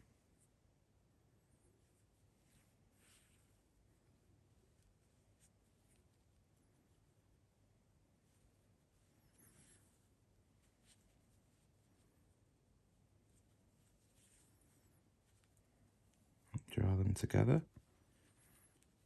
And you can see I'm working in a circle. I'll turn it over now to the right side and continue working down. I'm hoping I'm keeping this in shot because I'm more looking at what I'm doing than what you can see.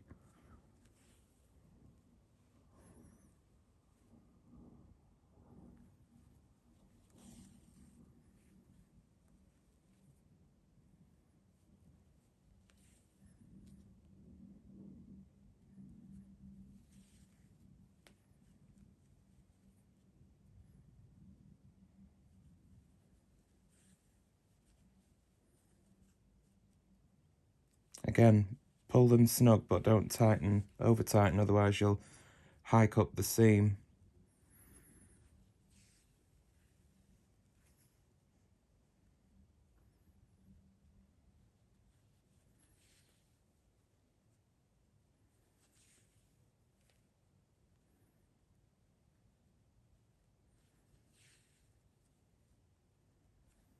And we should run into the same area with the 2 rows of stocking stitch on both sides, and that's how we know we've done it straight.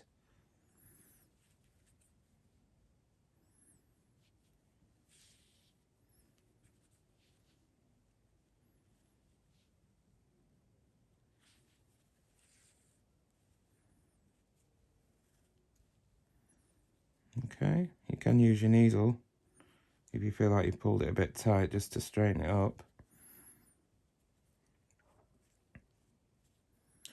I'll move this one out the way.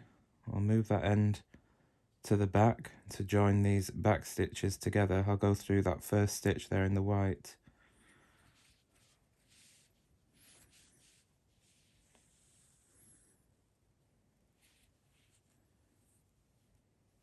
I can do the same with this white one, just to make it look a bit more seamless.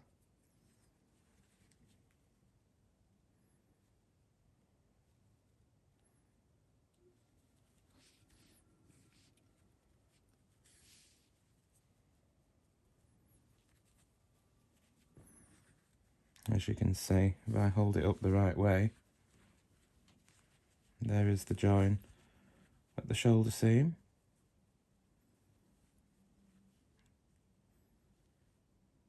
Okay. Continuation, it's not going to be absolutely perfect because of where it's joined, but that's right on the edge stitch that you don't really see as it separates, so you can see where the continuation of the ribbing looks the same. So that is the neckband finished. Now the next step would be to set in the sleeves, but it's a good idea while you can still open the sweater out to begin hiding the ends for your intarsia. As you can see, I've already done some here, and I'll do some over on this pencil here and show you how we get rid of these. Now some of these ends are easy to hide because, as you can see, you can just pass the yarn end through the crossover stitch. First, check that you have locked that yarn in place and that it looks neat on the front and you don't have a hole. And then you can pass the yarn end in and out of that crossover stitch.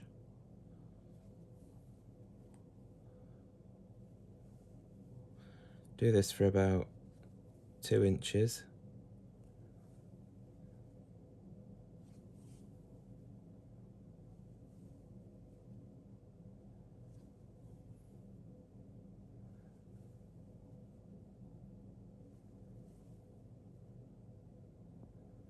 And sometimes I like to go back on myself just to make sure it's extra secure.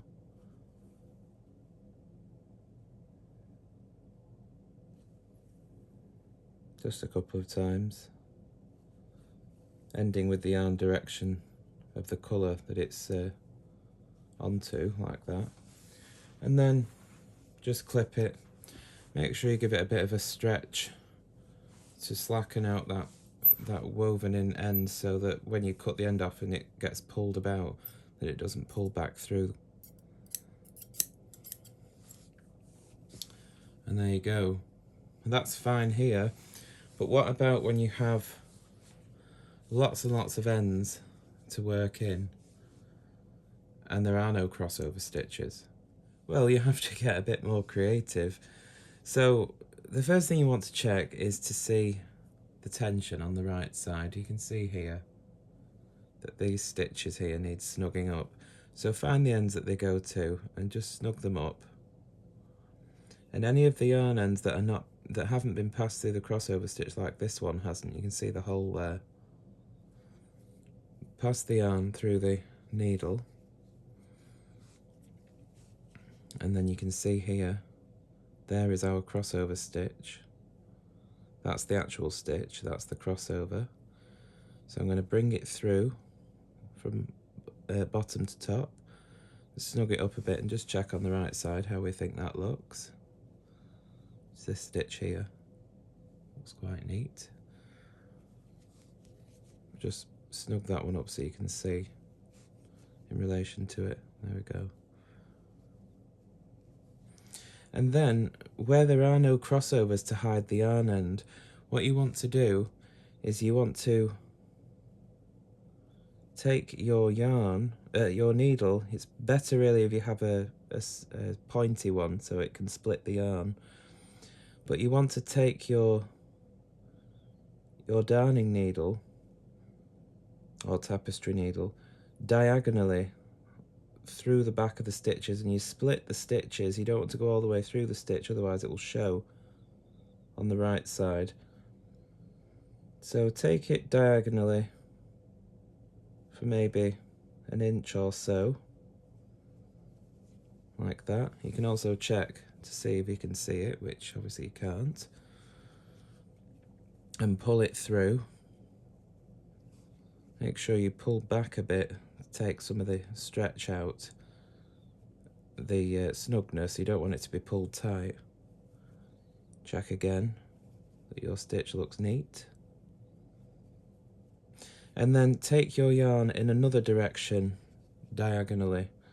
So I'm going to go this way.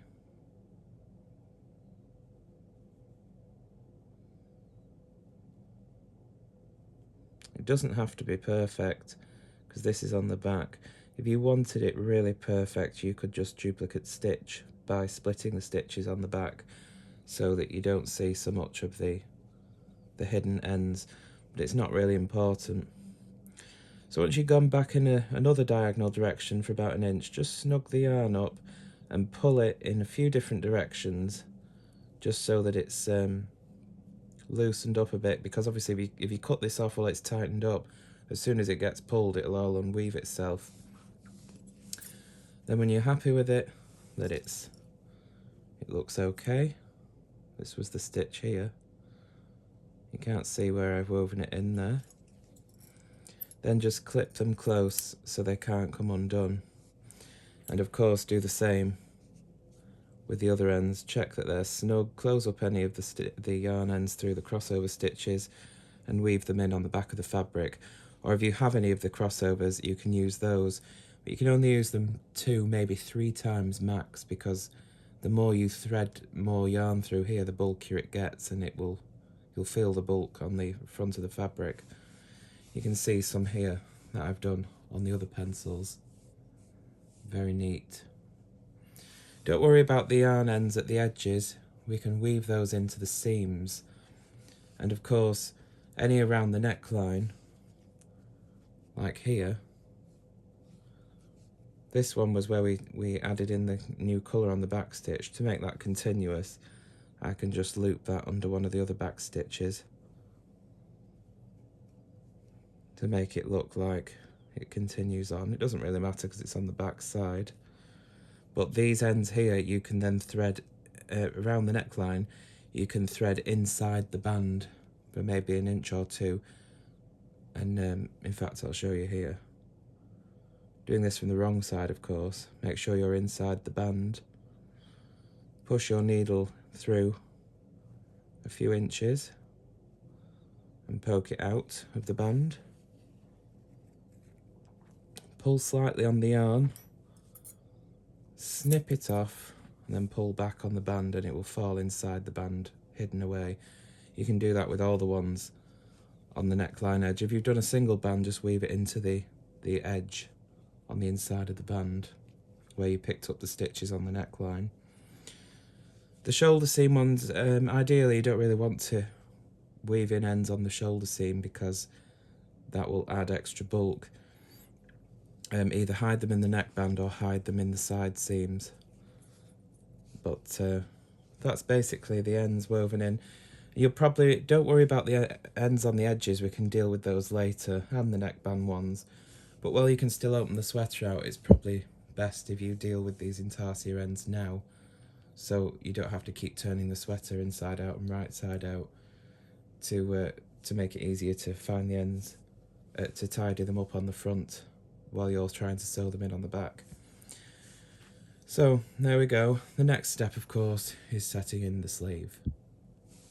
To attach the sleeve, you want to pin it to the main body, matching up either the colour change here in the centre or your stitch marker that you put on at the top of the sleeve. You want to pin it into place, matching up the centre, down one side and down the other. Make sure that the right sides are together, in other words the stockinette sides are together, and then measure from the shoulder seam to where you pin the sleeve to that it's the correct size that you're knitting. Mine is 7 3/4 inches on either side. Because there are no stitch markers on this pattern, it's a good idea to measure it to check that both sides are finishing in the same place. Now, using the end from the sleeve that we left at the top of the sleeve, the long end, and a 5mm crochet hook, I'm going to remove the first pin, checking that it's straight, and where the end of the sleeve is, I'm going to insert my crochet hook 1 stitch in from the edge. I'm working on the wrong side here, and go into the cast off edge here at the top in the first stitch and pull the yarn through. Now, you don't want to go into every single one, just go in where it looks right, because you don't want to stretch the top of the sleeve against the garment.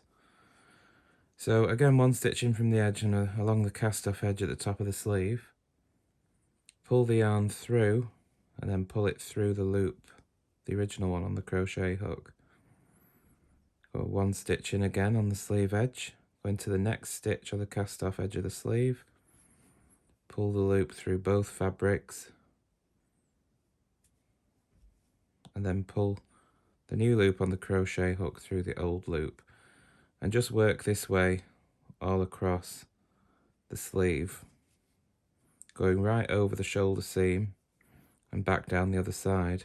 This is called a slip crochet seam. I already have a video on this if you want a more detailed look at it. But I'm just using the yarn that was at the top of the sleeve, this purple. Since we're working with different colours, it doesn't really matter. Don't make the stitches too tight, but make them as snug as possible. And as you can see, we'll end up with a chain edge. And on the right side, we'll have a lovely join where the sleeve attaches. You can give this a final block when you've finished the sweater to flatten that seam out. Obviously remove the pins as you go. Take extra care when you get to the top of the shoulder seam that your markers or the colour changes do match up, because if that's off, it'll look terrible. But yeah, I'm going to work all across here and I'll show you what the finished seam looks like.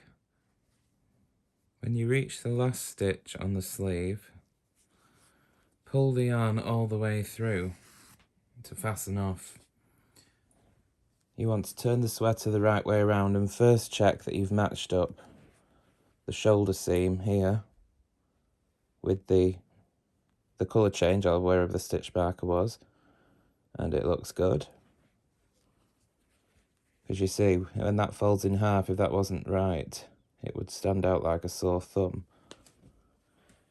And just turn the sweater the right way around and just check that both seams here between where the sleeves were set in and between both sets of ribbing are the same length, because this will cause us problems later. But anyway, there is one sleeve set into place, and you see you can add a little bit of steam to this later to flatten that out nicely. I just pull it apart slightly, you can see how neat that joins onto the body. Obviously it's curling over a little bit at the minute, but some final blocking when the sweater's finished will have that seam sitting very nicely. So now just need to put the other sleeve on and sew up the side and sleeve seams with mattress stitch. I'm going to start at the sleeve cuff ribbing, work up the sleeve and back down the side seam and down to the bottom ribbing here on the welt at the bottom. Now I just want to point out that just as I was finishing this video, I'm on my final segment now and I've come down with a cold. So if I start to sound progressively worse towards the end of the video, then that's why. So hopefully it's not too distracting for you. But I'll try not to wheeze too much if I can help it. So I'm going to start with the end from the cuff ribbing here. Threaded it through my darning needle. I'll just zoom in a little bit so you can see what I'm doing. So I'm going to start by anchoring my yarn onto the other side of the fabric. I'm working from the right side, you can see the knit side here. And I'm going to, the back stitch here where I finished, on the where I cast off, on the opposite side I'm going to pass my needle up through that. And then pass the needle through the one on the other side. See, here's the other one, on that edge stitch. And now that's my yarn set up ready to backstitch. Now I need to note the knit one purl one combination here. So I'm going to go sort of like half a stitch in from the edge here on this side. Go under 2 bars and out. And on this side you can see we have 2 knit stitches. There's the knit stitch on the edge. And there's another knit stitch, so I'm going to go underneath that one, under 2 bars and out. Back to the other side, under 2 bars and out. And on this side, under 2 bars and out. You want to do this about 5 or 6 times before tightening them up. If you go too far, you'll find it difficult to tighten them up, and if you're using a yarn that's particularly prone to snapping, you don't want to be putting extra stress on the yarn. This being acrylic, it's pretty strong.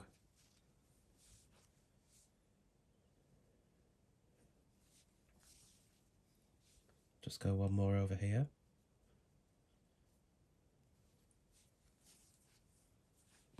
So now you can see those ladders there, and when I draw them up, you can see it closes. I'm trying to do it to keep my hands out of the way, but it's a bit difficult. You want to pay attention when you start to the bottom edge here, where the yarn's attached. You want to neaten that up. Don't pull it too tight. You can even it back out again, just enough so it looks pretty flush with the rest of it, as you can see. You see we've noted our purl one, knit one, purl one, knit one. There's the seam down the middle. Should be pretty much invisible. So I'll continue this way to the top of the ribbing, going under 2 bars on one side and out, and under 2 bars and out on the other side.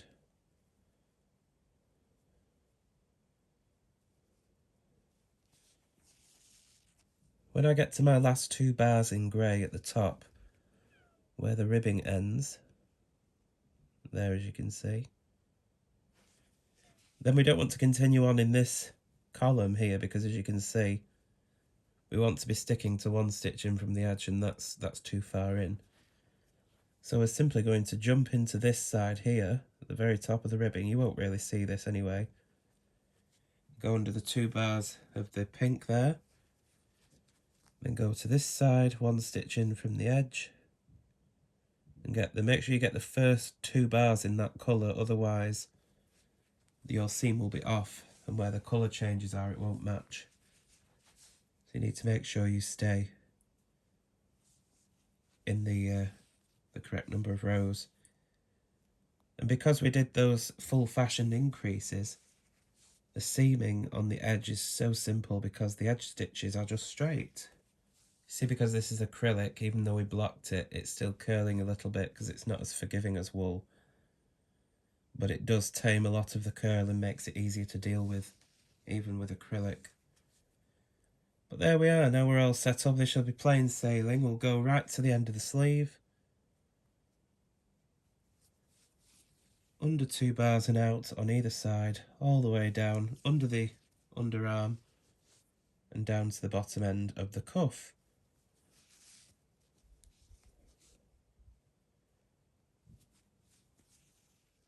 Once you've completed the side and the sleeve seams, the final thing to do is to turn the sweater inside out and hide all these ends.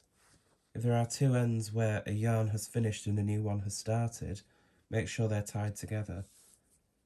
And to finish the ends off, just thread them through a needle and work them back through the seam, either through the very edge stitches, like this, or on the inside of the mattress seam. You can see that's where the seam is there. You work them through, not to this side of the seam because it'll show obviously, but to the inside. I usually work them along the edge stitches just because I feel like it makes a bit more of a flush finish without too much bulk. But just go in one way and out the other, just doing a sort of running stitch if you like, just for an inch or 2.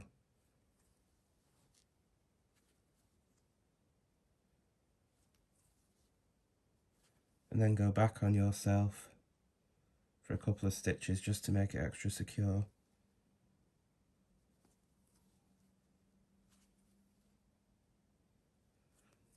And then give a bit of a tug vertically to take out the extra yarn and snip them off, and work the same for all the ends. Try and find a new place each time. Don't keep going over the same spot because you'll add too much bulk to the seam.